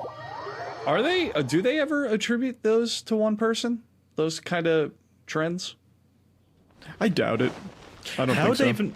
It must be hard for them to find who originates the joke. especially when they reach that kind of. It originated from a phenomenon on the internet called like forbidden snacks, where people would talk about things that look tasty but you can't actually eat them, and then people started going, well, what if I actually did eat it? You know what I mean? So that's true. So maybe I don't know. Maybe that's one of those things where it's just like a natural human phenomenon to start, where most people have that, share that thought, but they don't talk about it. Of, you know, oh, I want to eat that. So I guess those you can't really attribute to someone, but there's probably other ones out there that you can attribute to one individual person. Like the ice cream challenge all started with one person, I imagine. Very likely, yeah. Yeah, it did. The person facing 20 years. Oh, it started with the girl? I thought it started with the dude who did it at like Walmart, and they were giggling a bunch, and then later someone called the cops on them.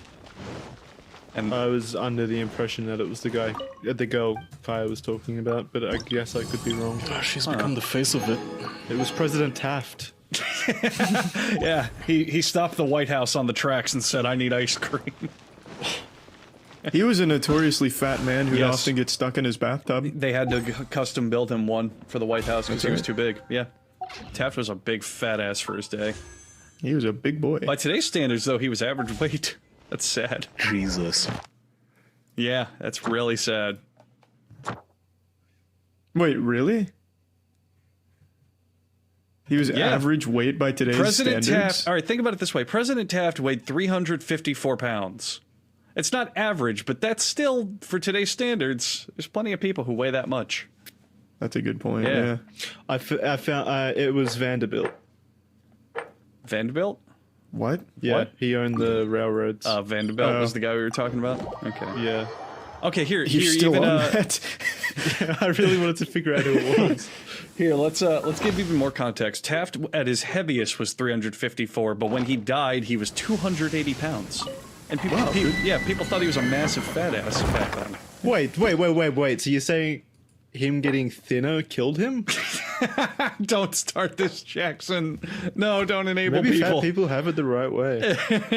Yeah, all the fat protected his heart. And then when he lost it, it gave out. Oh, God. I mean, maybe. We used to have freak shows back in the fucking, like, 1920s. Where, well, think about this, though. We used to have... The good old days. Our culture's changed so much, though, with what we eat and our calories. We used to have fucking freak shows back in the day where they'd say, like... We still have freak shows. No, but think about it. They go, come see the amazing 300-pound man. He's such a fucking freak. It's disgusting. This is so absurd. 300-pound person. What the fuck? Where do you see freak shows anymore? There aren't any. That's why I said there used to be. No, I'm because talking all to the freaks are in society now. Society's the freak show, Kaya. Maybe you're the freak, normie.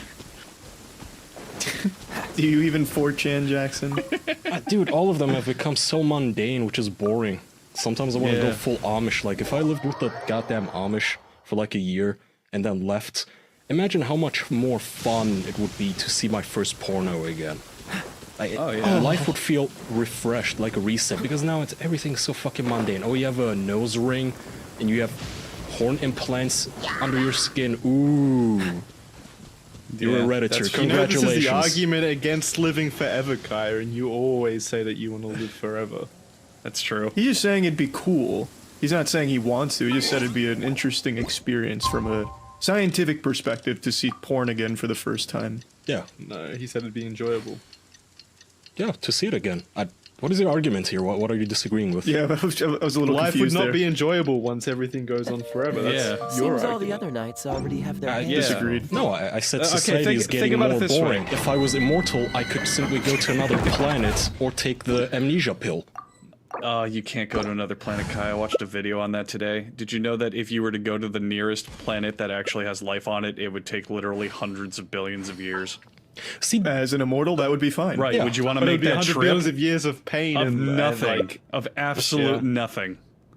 You'd be bored. Yeah, plenty you'd of be bored. time You would to- want death. Plenty of time to forget my pornos. Also, that time compared to infinity is 0. That's nothing. That's a blink of an eye for a god like me.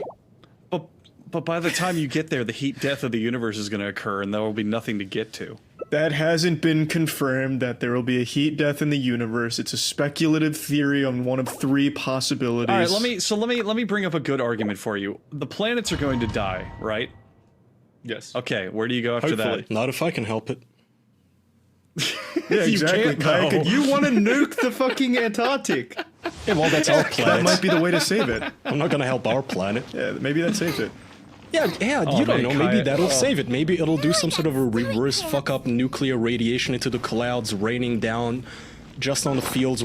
Like, you're gonna get a nuclear cloud, and all the water is gonna melt, which is gonna lead to some, I guess, cloud formations, which are gonna rain nuclear rain onto fields and crops. Maybe they mutate into awesome, very fertile plants, and we can feed everyone on Earth. This is the kind of talking that's going to get you hired at your Turkish reactor or whatever it is. I'm asking you, is it not worth a try? No, it's not.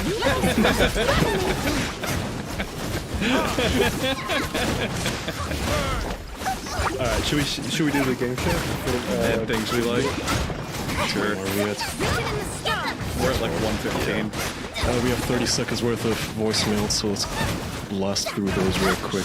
Sorry if this is your rapey, I didn't listen to them beforehand. Andrew, this one's for you. And yeah, anyway, this is a message for the official podcast. Andrew, fuck you, piece of shit. You can't fucking rep my high school graduation party, but you could get Kaya exactly the state. Fuck you, Andrew. Goodbye. Yeah, what's up with that, What did Andrew? he say? I can't. He was speaking He way said, too fast for me. He said I could get you two to the States, but I couldn't go to his high school graduation. What the fuck? I think I know who that is. I think he messaged me on Twitter not that long ago saying, "Why didn't you wish me a happy birthday when I had never spoken to him before?" So why didn't you? I know. I feel like an asshole. Kind of an asshole. He's really good at getting where I'm really fucking up. Whoever that was, I'm sorry. I am very. It would also be illegal for yeah, Andrew to attend your high school party. Yeah, that's also true. I am. Hey, you can go to a new graduation with him. Yeah. You can always make it up. Hey, he's probably going to go to college. Invite me to your college graduation. I'll try to go. Hey, he can actually go to that one. Yeah. Of age. I'll do it. So what?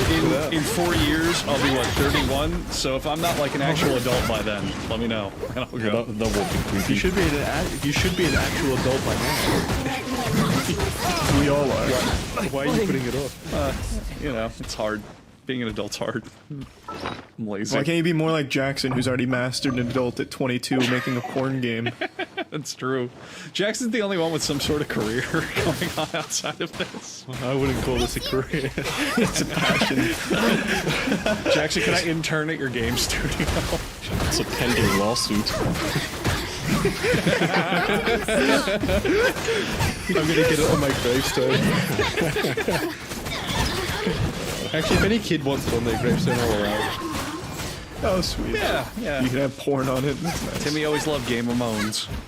Over here. His favorite porn parody. Never could find that fucking sword, though. Are there any other voicemails? Yeah. Over here. I'll just use this as an excuse to segue into ad for our Patreon. Fuck it. Also, yeah, I just realized I accidentally exported all these in 1.5 speed, so just keep up, damn it.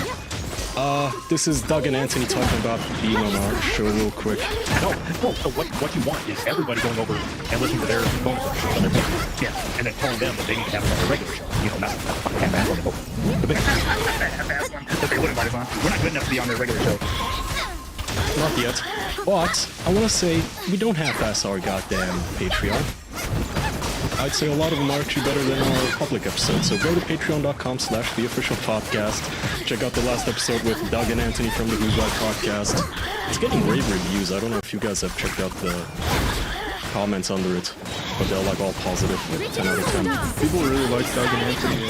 They're nice guys. Yeah. I don't know why it is, but every time one of you guys is missing, it becomes a popular episode. Because it breaks up the monotony of 130 episodes in a row with the same 4 voices.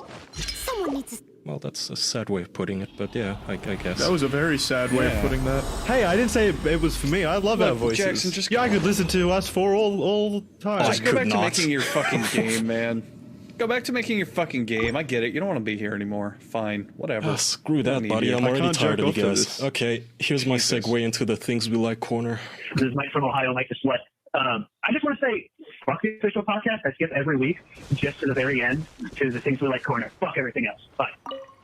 Damn right. They might seem like cynical dicks, so they're going to throw this into the mix. Just so you don't think they're dead inside, it's the things we like corner. I can't wait for us to get to, like, I don't know, episode 900, and we've grown tired of this show, and we don't want to do it anymore, and that song just brings up pure existential dread in all of us. At this point, I just played out of spite. Do you guys still want to do this? I was going to, for my things I like this week, I was going to bring up two things. I'm only going to do one, but I was going to bring up two things that make me sound like an old 60-year-old white man. So that's exciting. I guess I will choose the one that makes me seem less lame and go with cheese. I really like cheese. Cheese is delicious. Fuck yeah, it is. I mean, I've always liked cheese, but this last week I've been eating a lot of cheese. Cheese and crackers have been keeping me going throughout these long work days working on Game of Moans. It's been cheese and jerking off mostly. It's been fun. Fuck yeah. Jerking off to your own game. I can You're respect just a man beta eating testing it cheese. yourself. I'm just a bug tester. Can I get hard to this? Does it work? That's such a good choice, Jackson. There's so Well, I many mean, good at some point cheeses. you do have to kind of take an analytical mind and like kind of analyze your own work and make sure that it serves its purpose. Agreed. Damn it, now I want to take a cheese. Alright, my choice for the things we like corner is, I don't know, I guess at first it's not going to sound like something I like, but I like the LA Noire VR walkthrough by GTA series videos.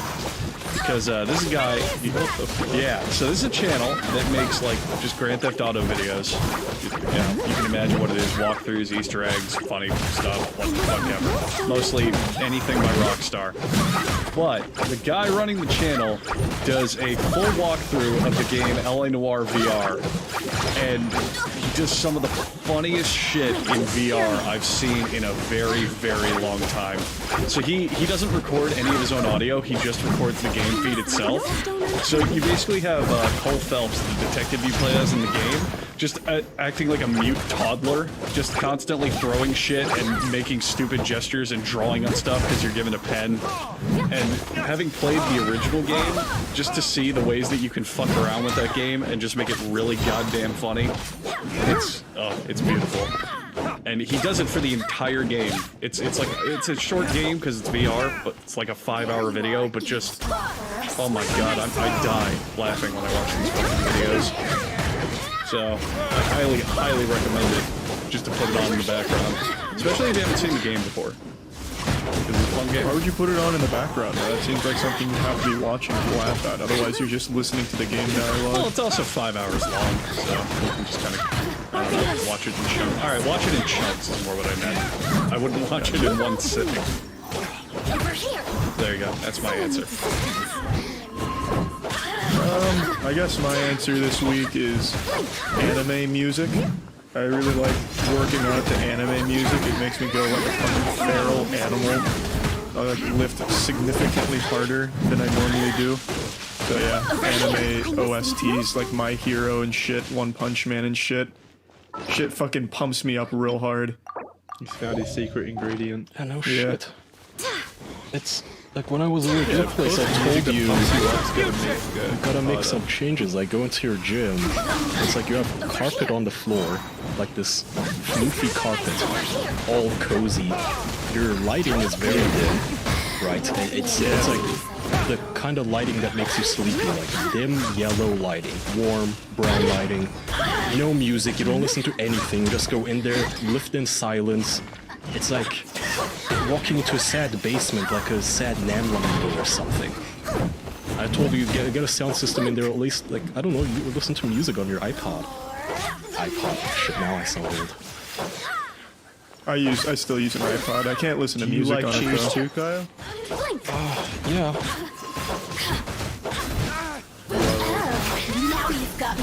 Fucking. Yeah, it is meant to be a bit of back right and now, forth. man. I don't. God. Jesus Christ. What is wrong? Jesus.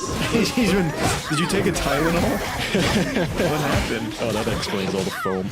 No, I don't know. Like I said, I think it's low blood sugar. I didn't want to leave the show just to go eat. I had my mindset on I this hope it's that. being I all hope you're not, professional this time. breaking. Nothing. We said it at the same time. It doesn't matter. Fuck. Move on. Your turn. Tell us what you like. I watched Stranger Things 3. That was good. The last season. Go check that out. I guess until I remember what I actually did. Okay. Yeah. Sorry. Game show. Okay. Game show. Everybody ready? This one's probably pretty easy. I'm on a roll. Yeah, I actually think Charlie will probably get this first. So Kaya, Jackson, I want fingers on the buzzers. Can you give me a hint? Safely say Kaya will not even answer. I don't even know if he can hear at the moment. I don't think you guys need a hint. I think this one's iconic enough. I think this is another reflex one. Spider-Man. All right, Jackson gets a point. No, I'm kidding. Did I actually? No, that's not Spider. That's your hint. It's not Spider-Man related. Okay, well, so it's not a dead kid. Here we go.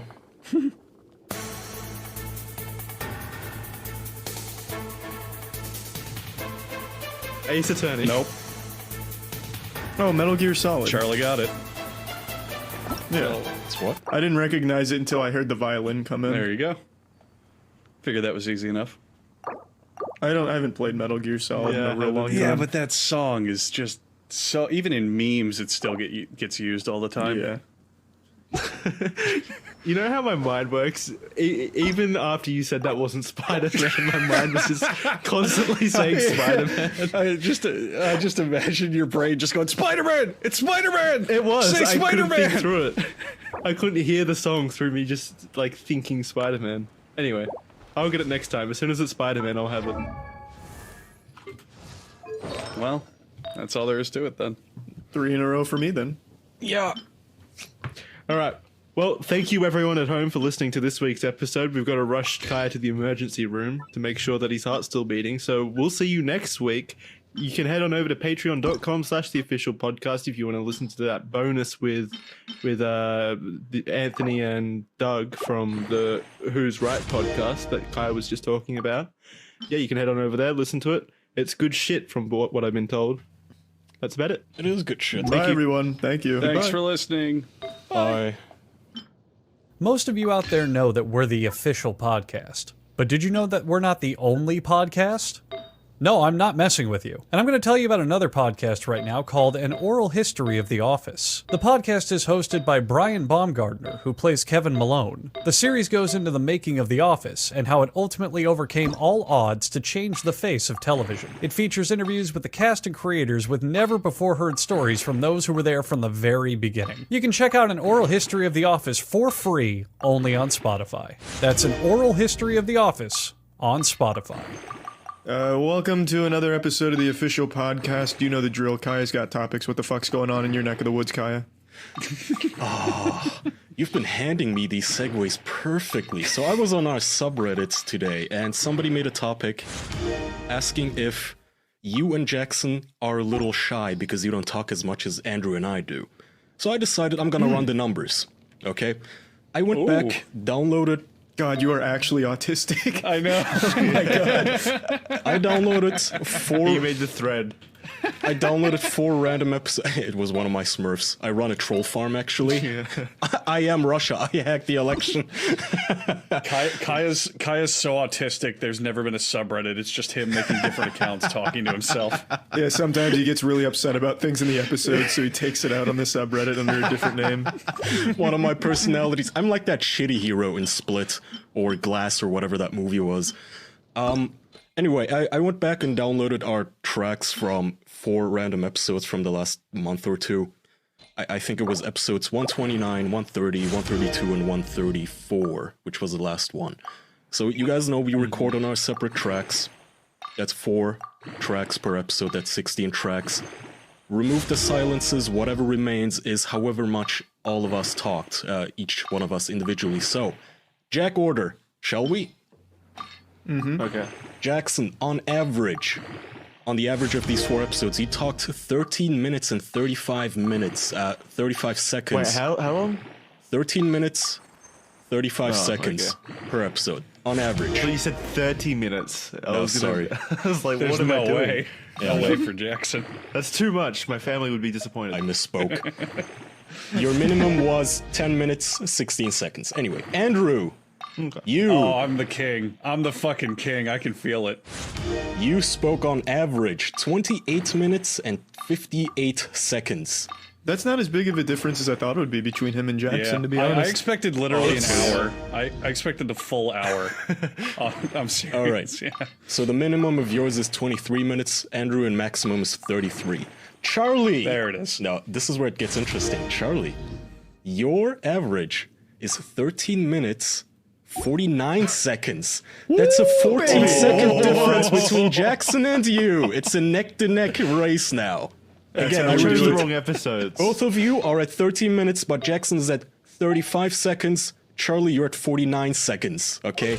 Charlie's minimum is at 10 minutes and 59 seconds. I was not about to round that up. And lastly, we get to me with my big mouth. On an average, I talk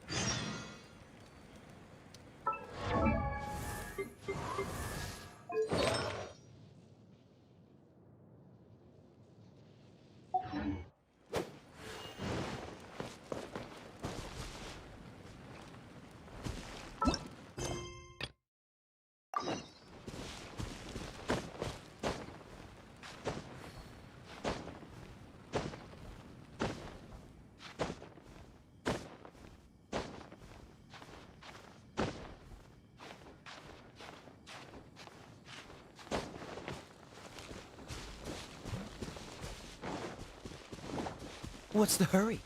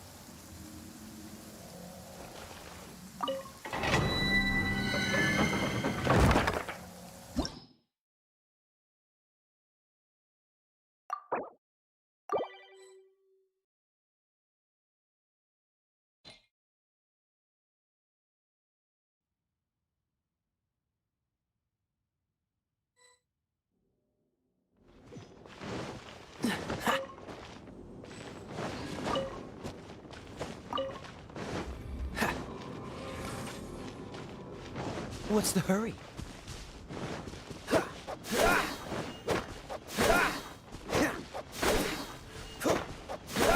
Dodge this! What's the hurry?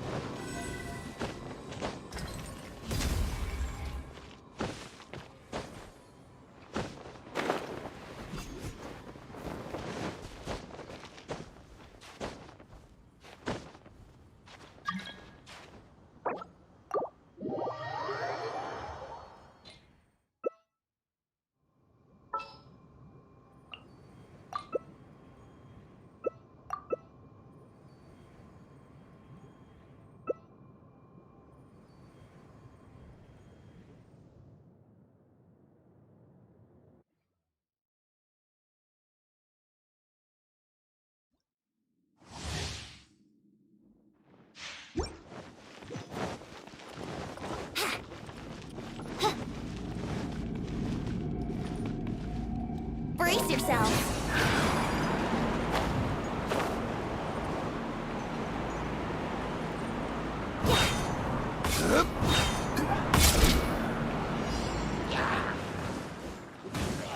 On, reveal by yourself.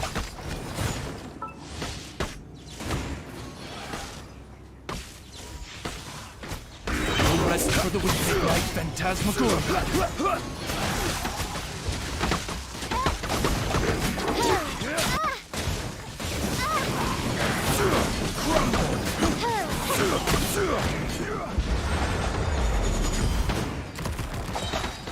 Midnight Phantasmagoria!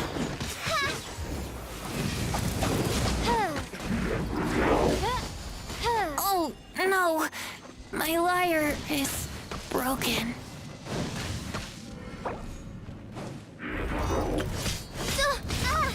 Mein Fräulein.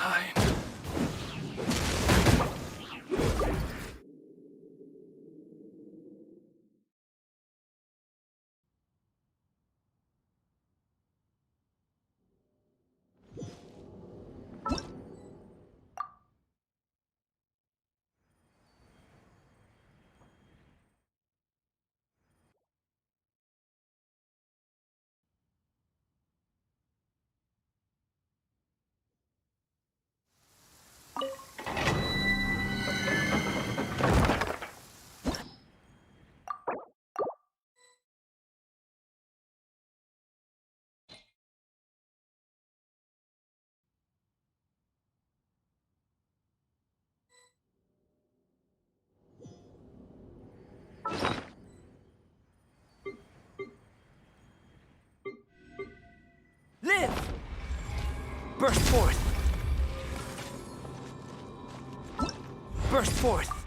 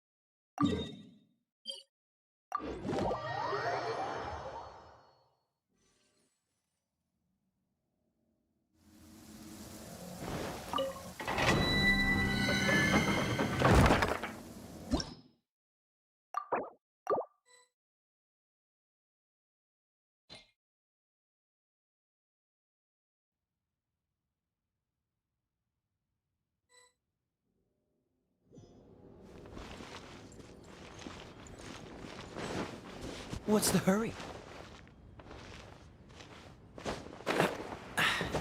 Catch the wind.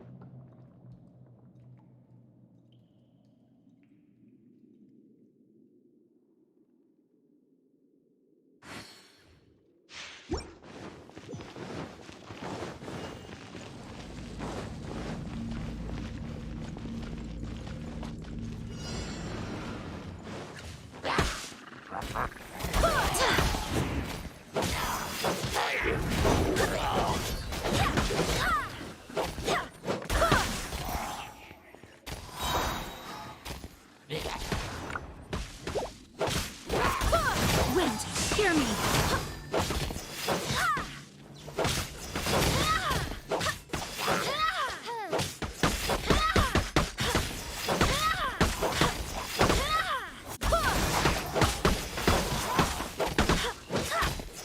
As you wish, Malfoy.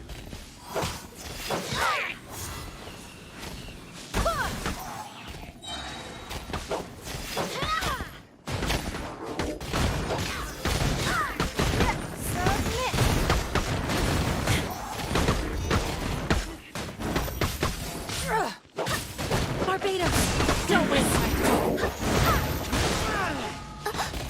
One shall descend once again.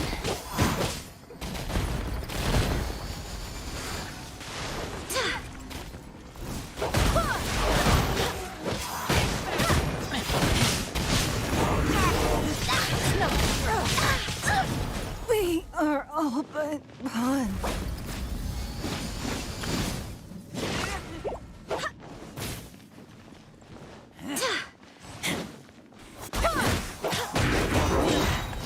I swear by Lupica! My Lupica!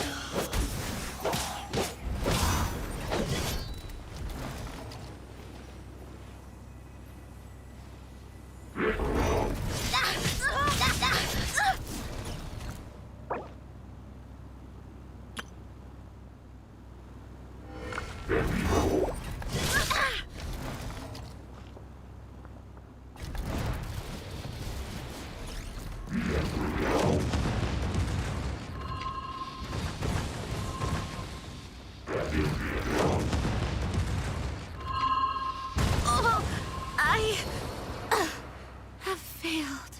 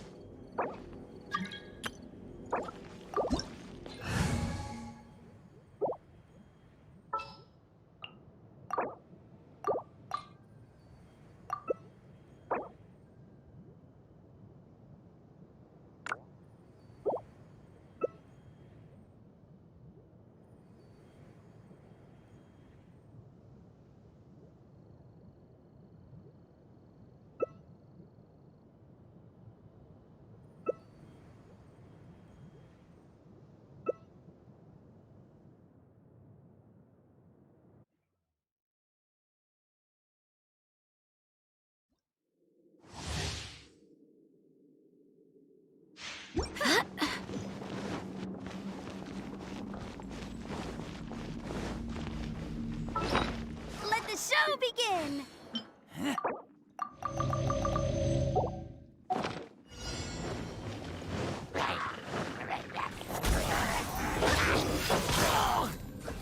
Can't breathe.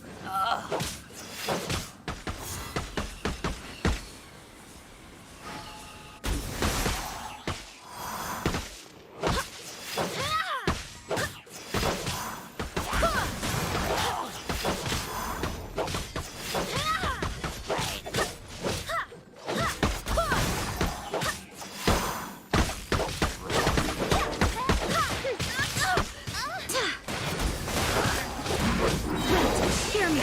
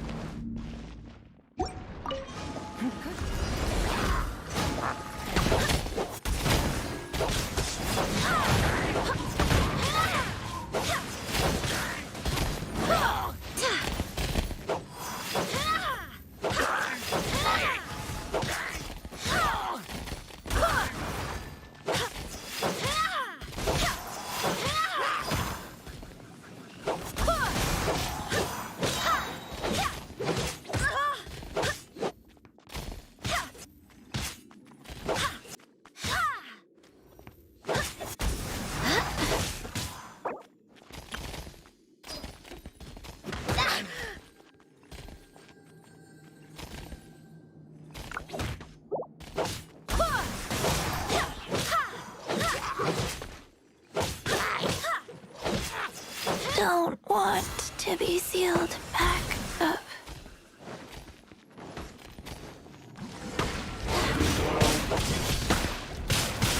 Barbados!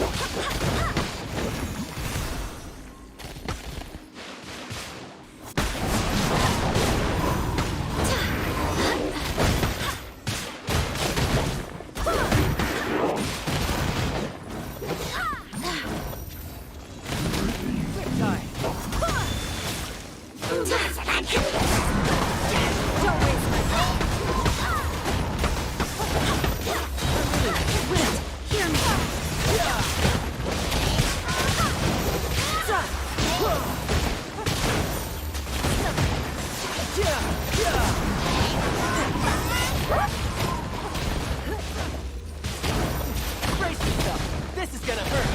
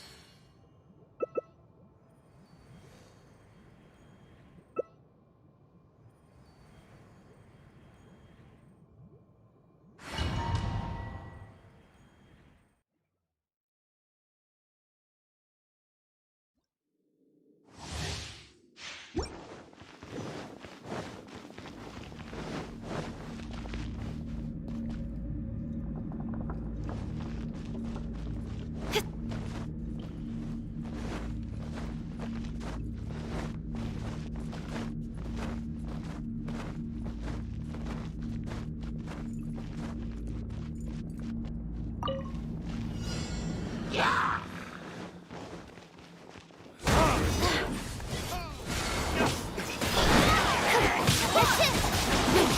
me.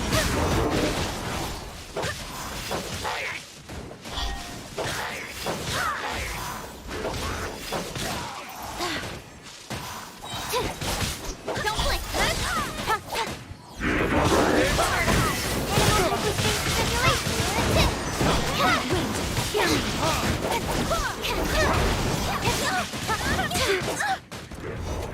Animal, don't blink.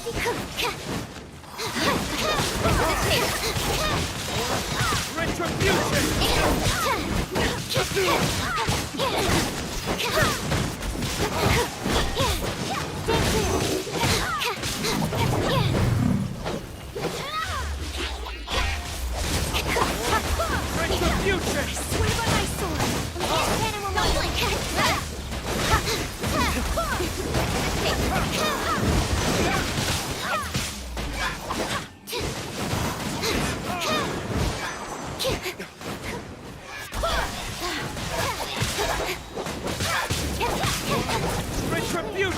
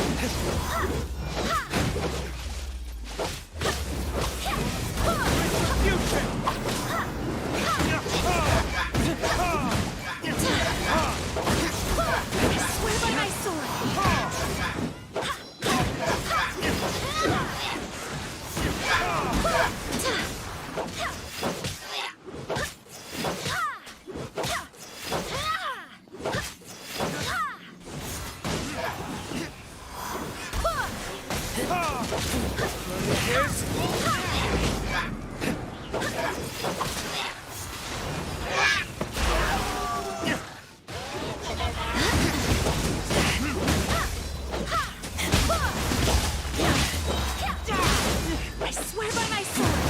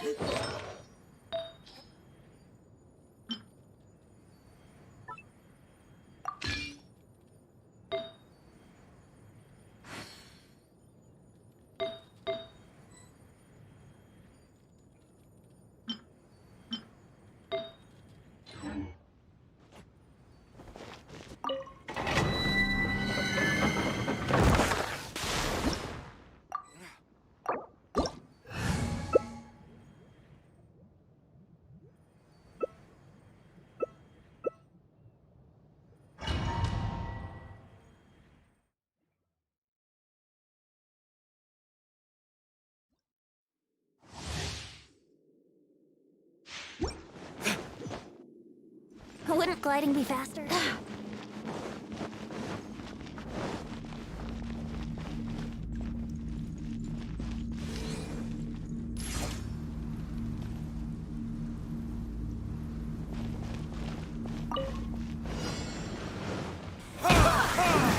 Barbados! Got us!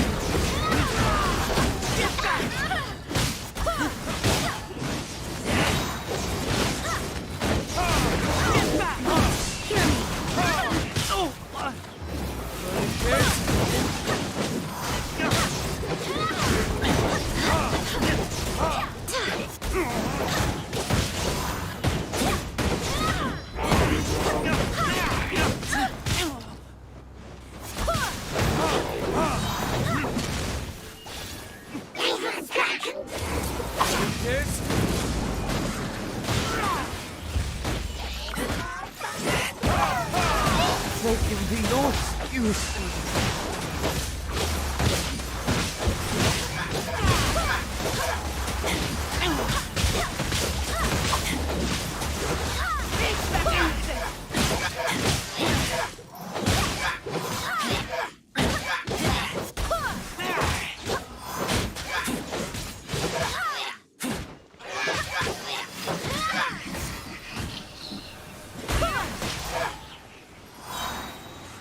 Barbados! Gotta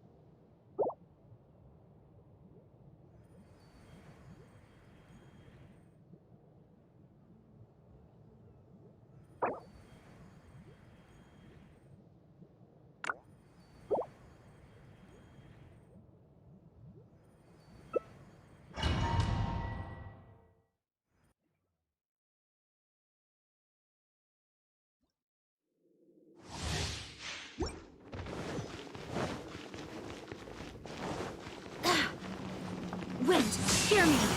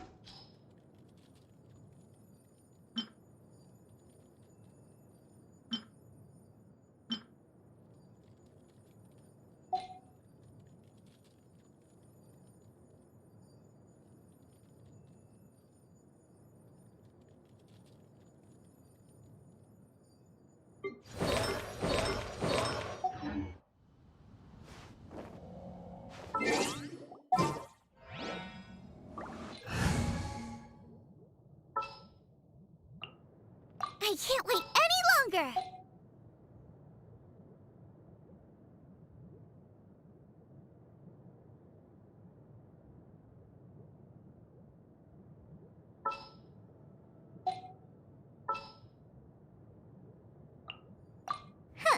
Need my help?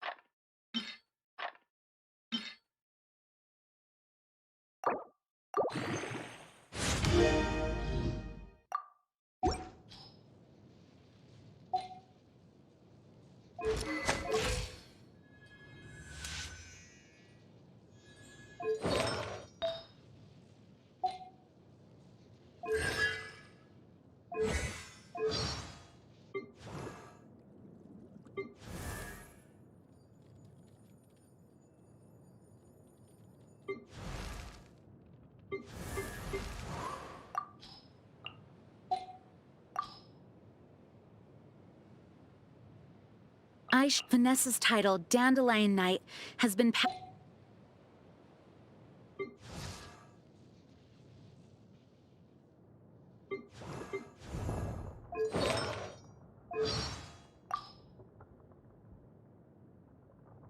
Thank you for the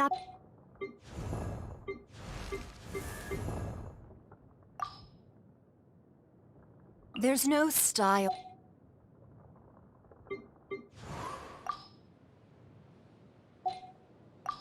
What would I? The ones of this human. Good eat no buy. Oh, I'm this. If you. I like things that look. I want. Finally. As the day winds down, you're there. I have after making numerous inquiries.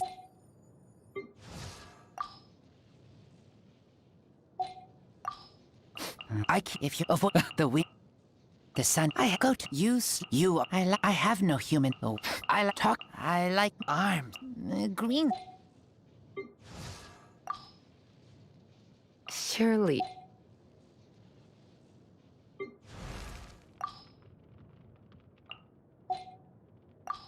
If the what this almost about to make rock you my hobbies.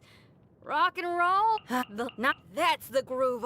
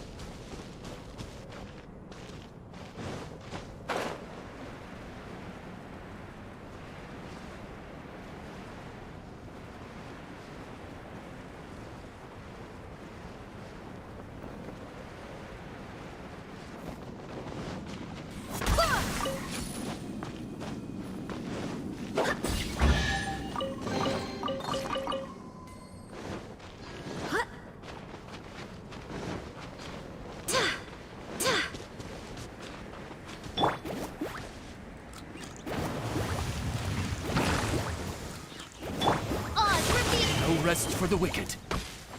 I swear by my sword.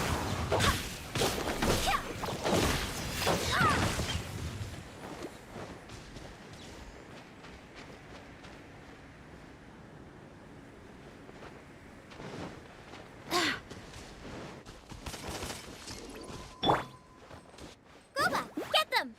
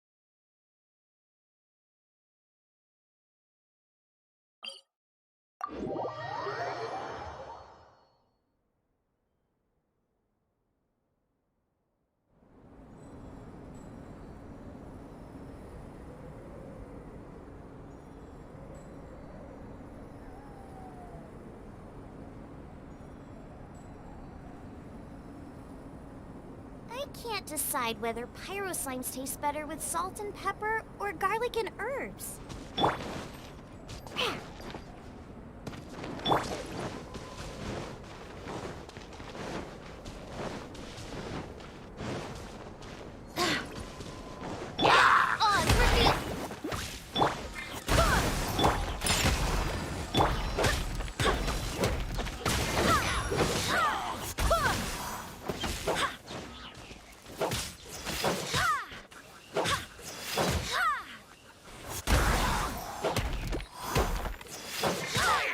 Wind, hear me.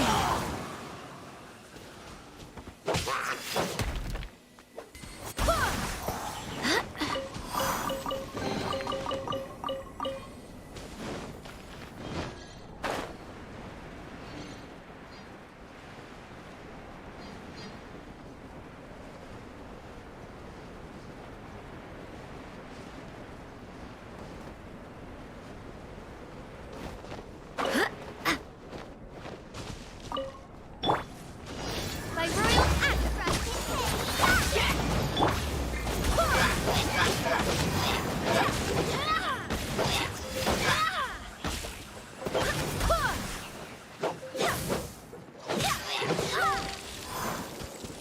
Midnight Phantasmagoria.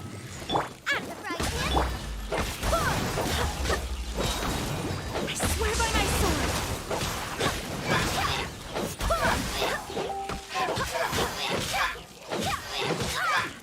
Diana Special!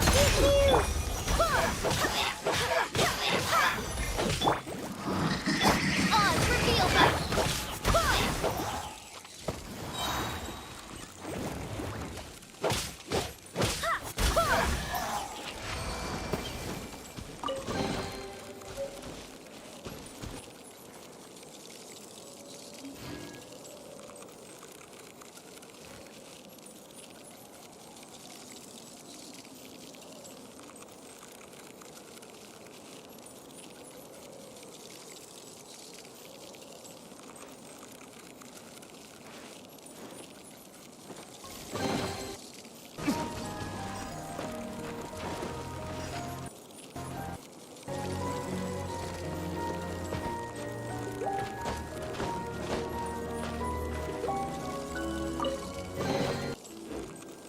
I do hope the Knights of Favonius are all working hard.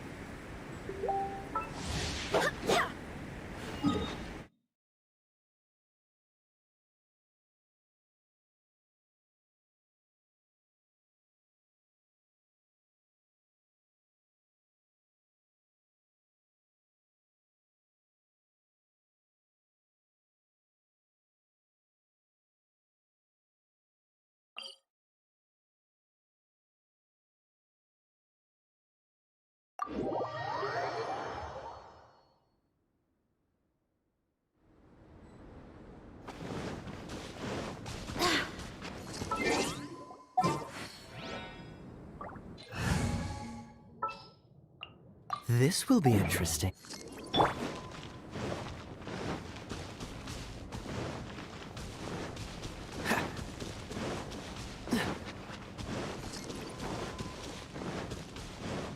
What's the hurry?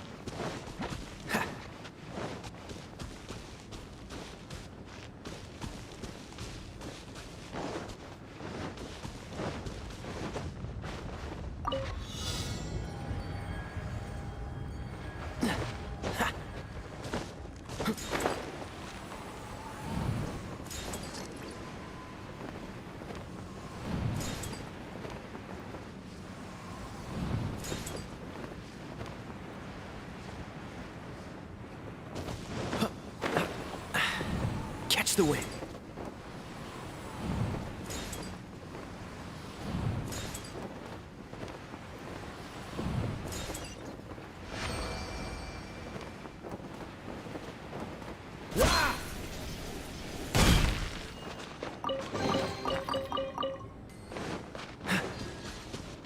What's the hurry?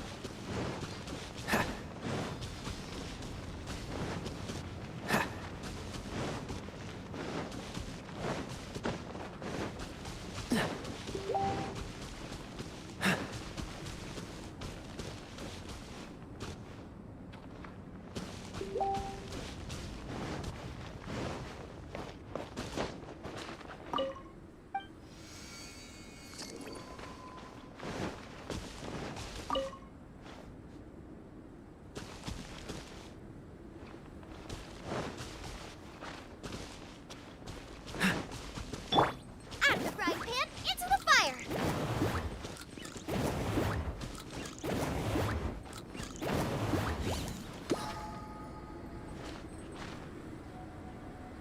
Nice and spicy!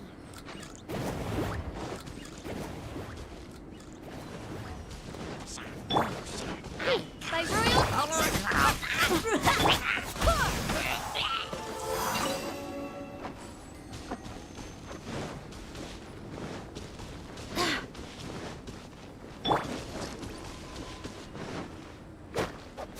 Cool it.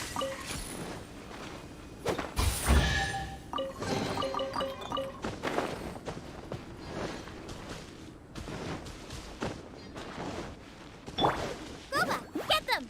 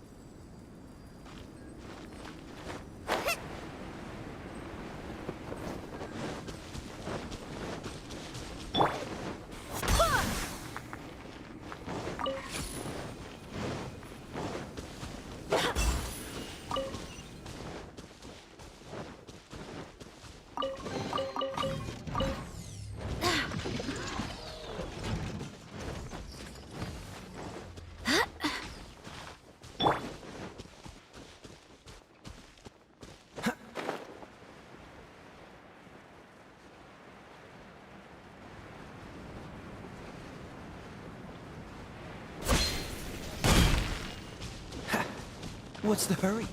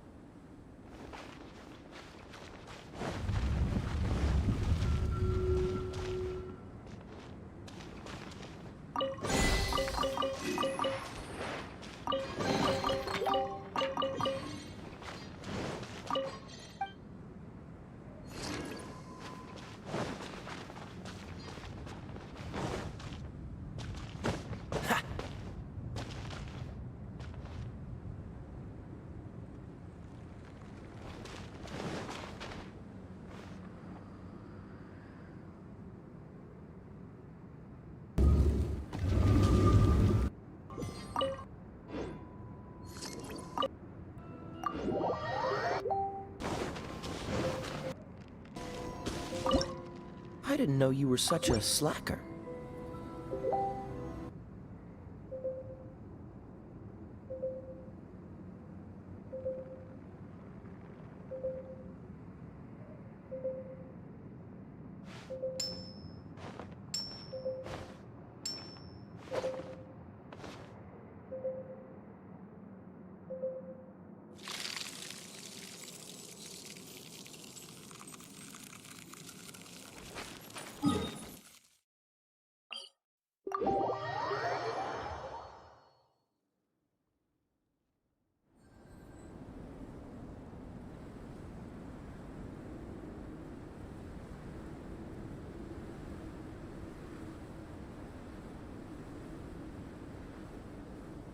Come on, let's get moving.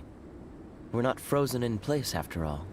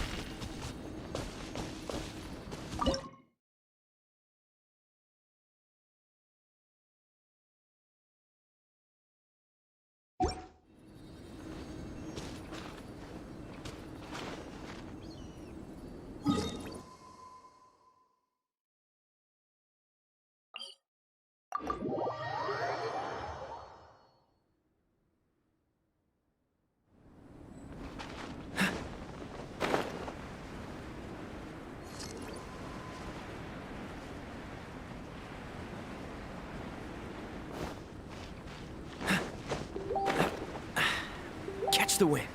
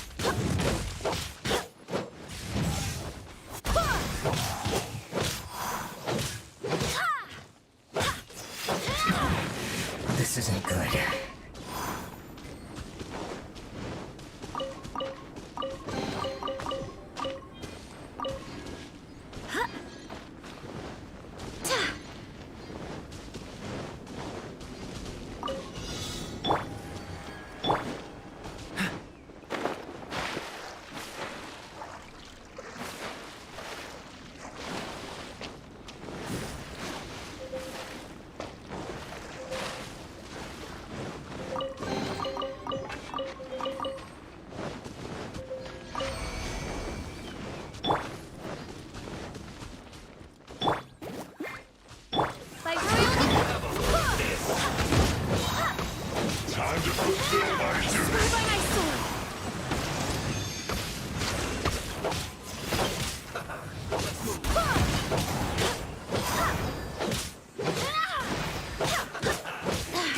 I will break you. My duty. At an end. You need to hurry up.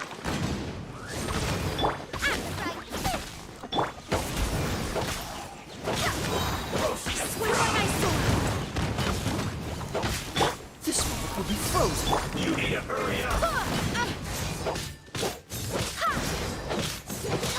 This midnight phantasmagoria.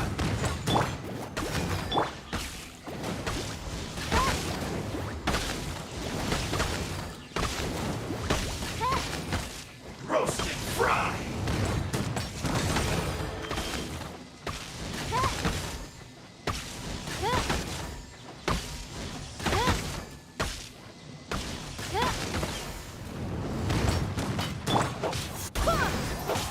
You need to hurry up.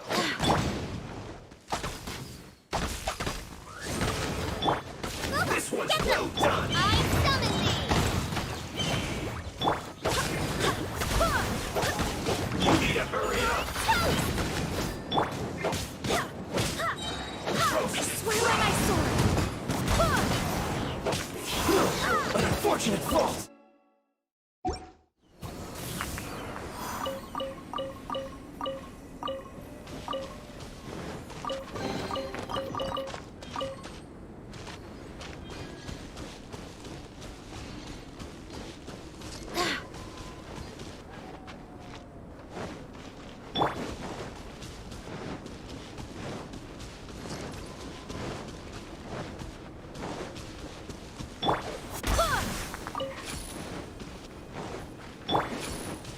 What's the hurry?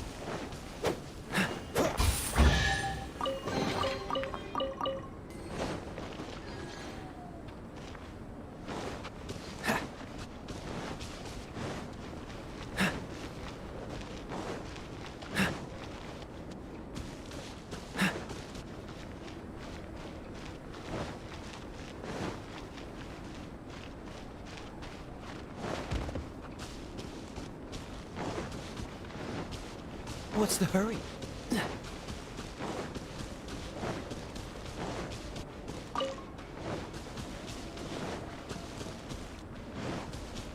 What's the hurry?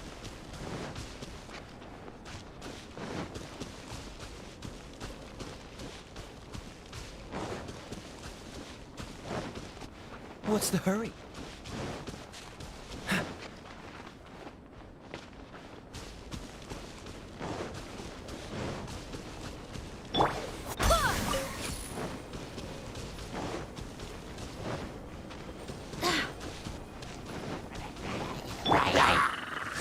Nice and spicy!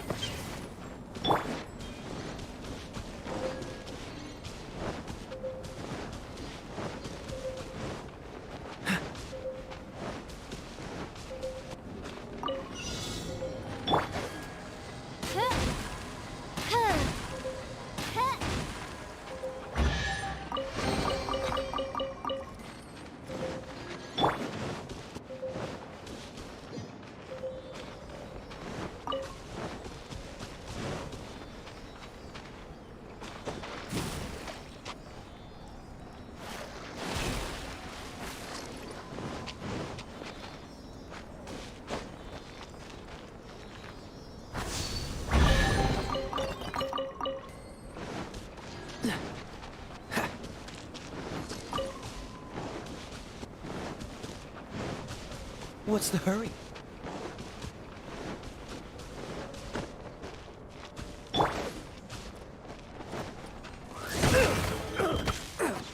Nice and spicy!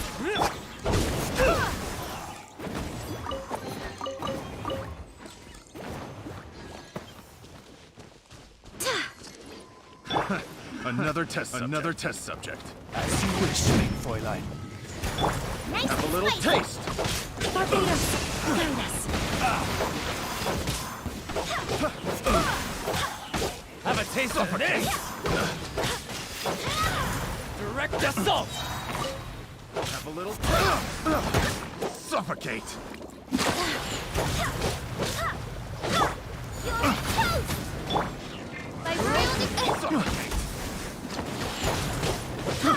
I got carried away by my sword!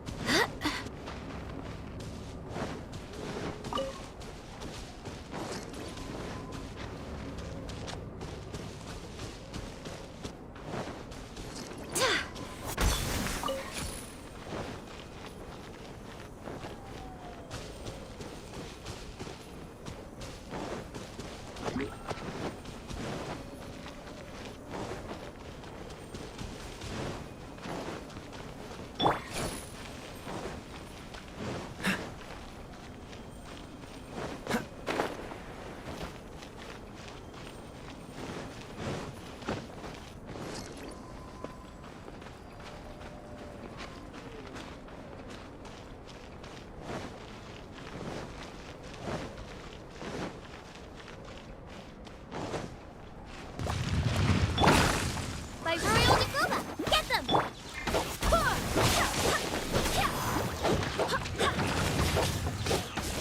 swear by my sword!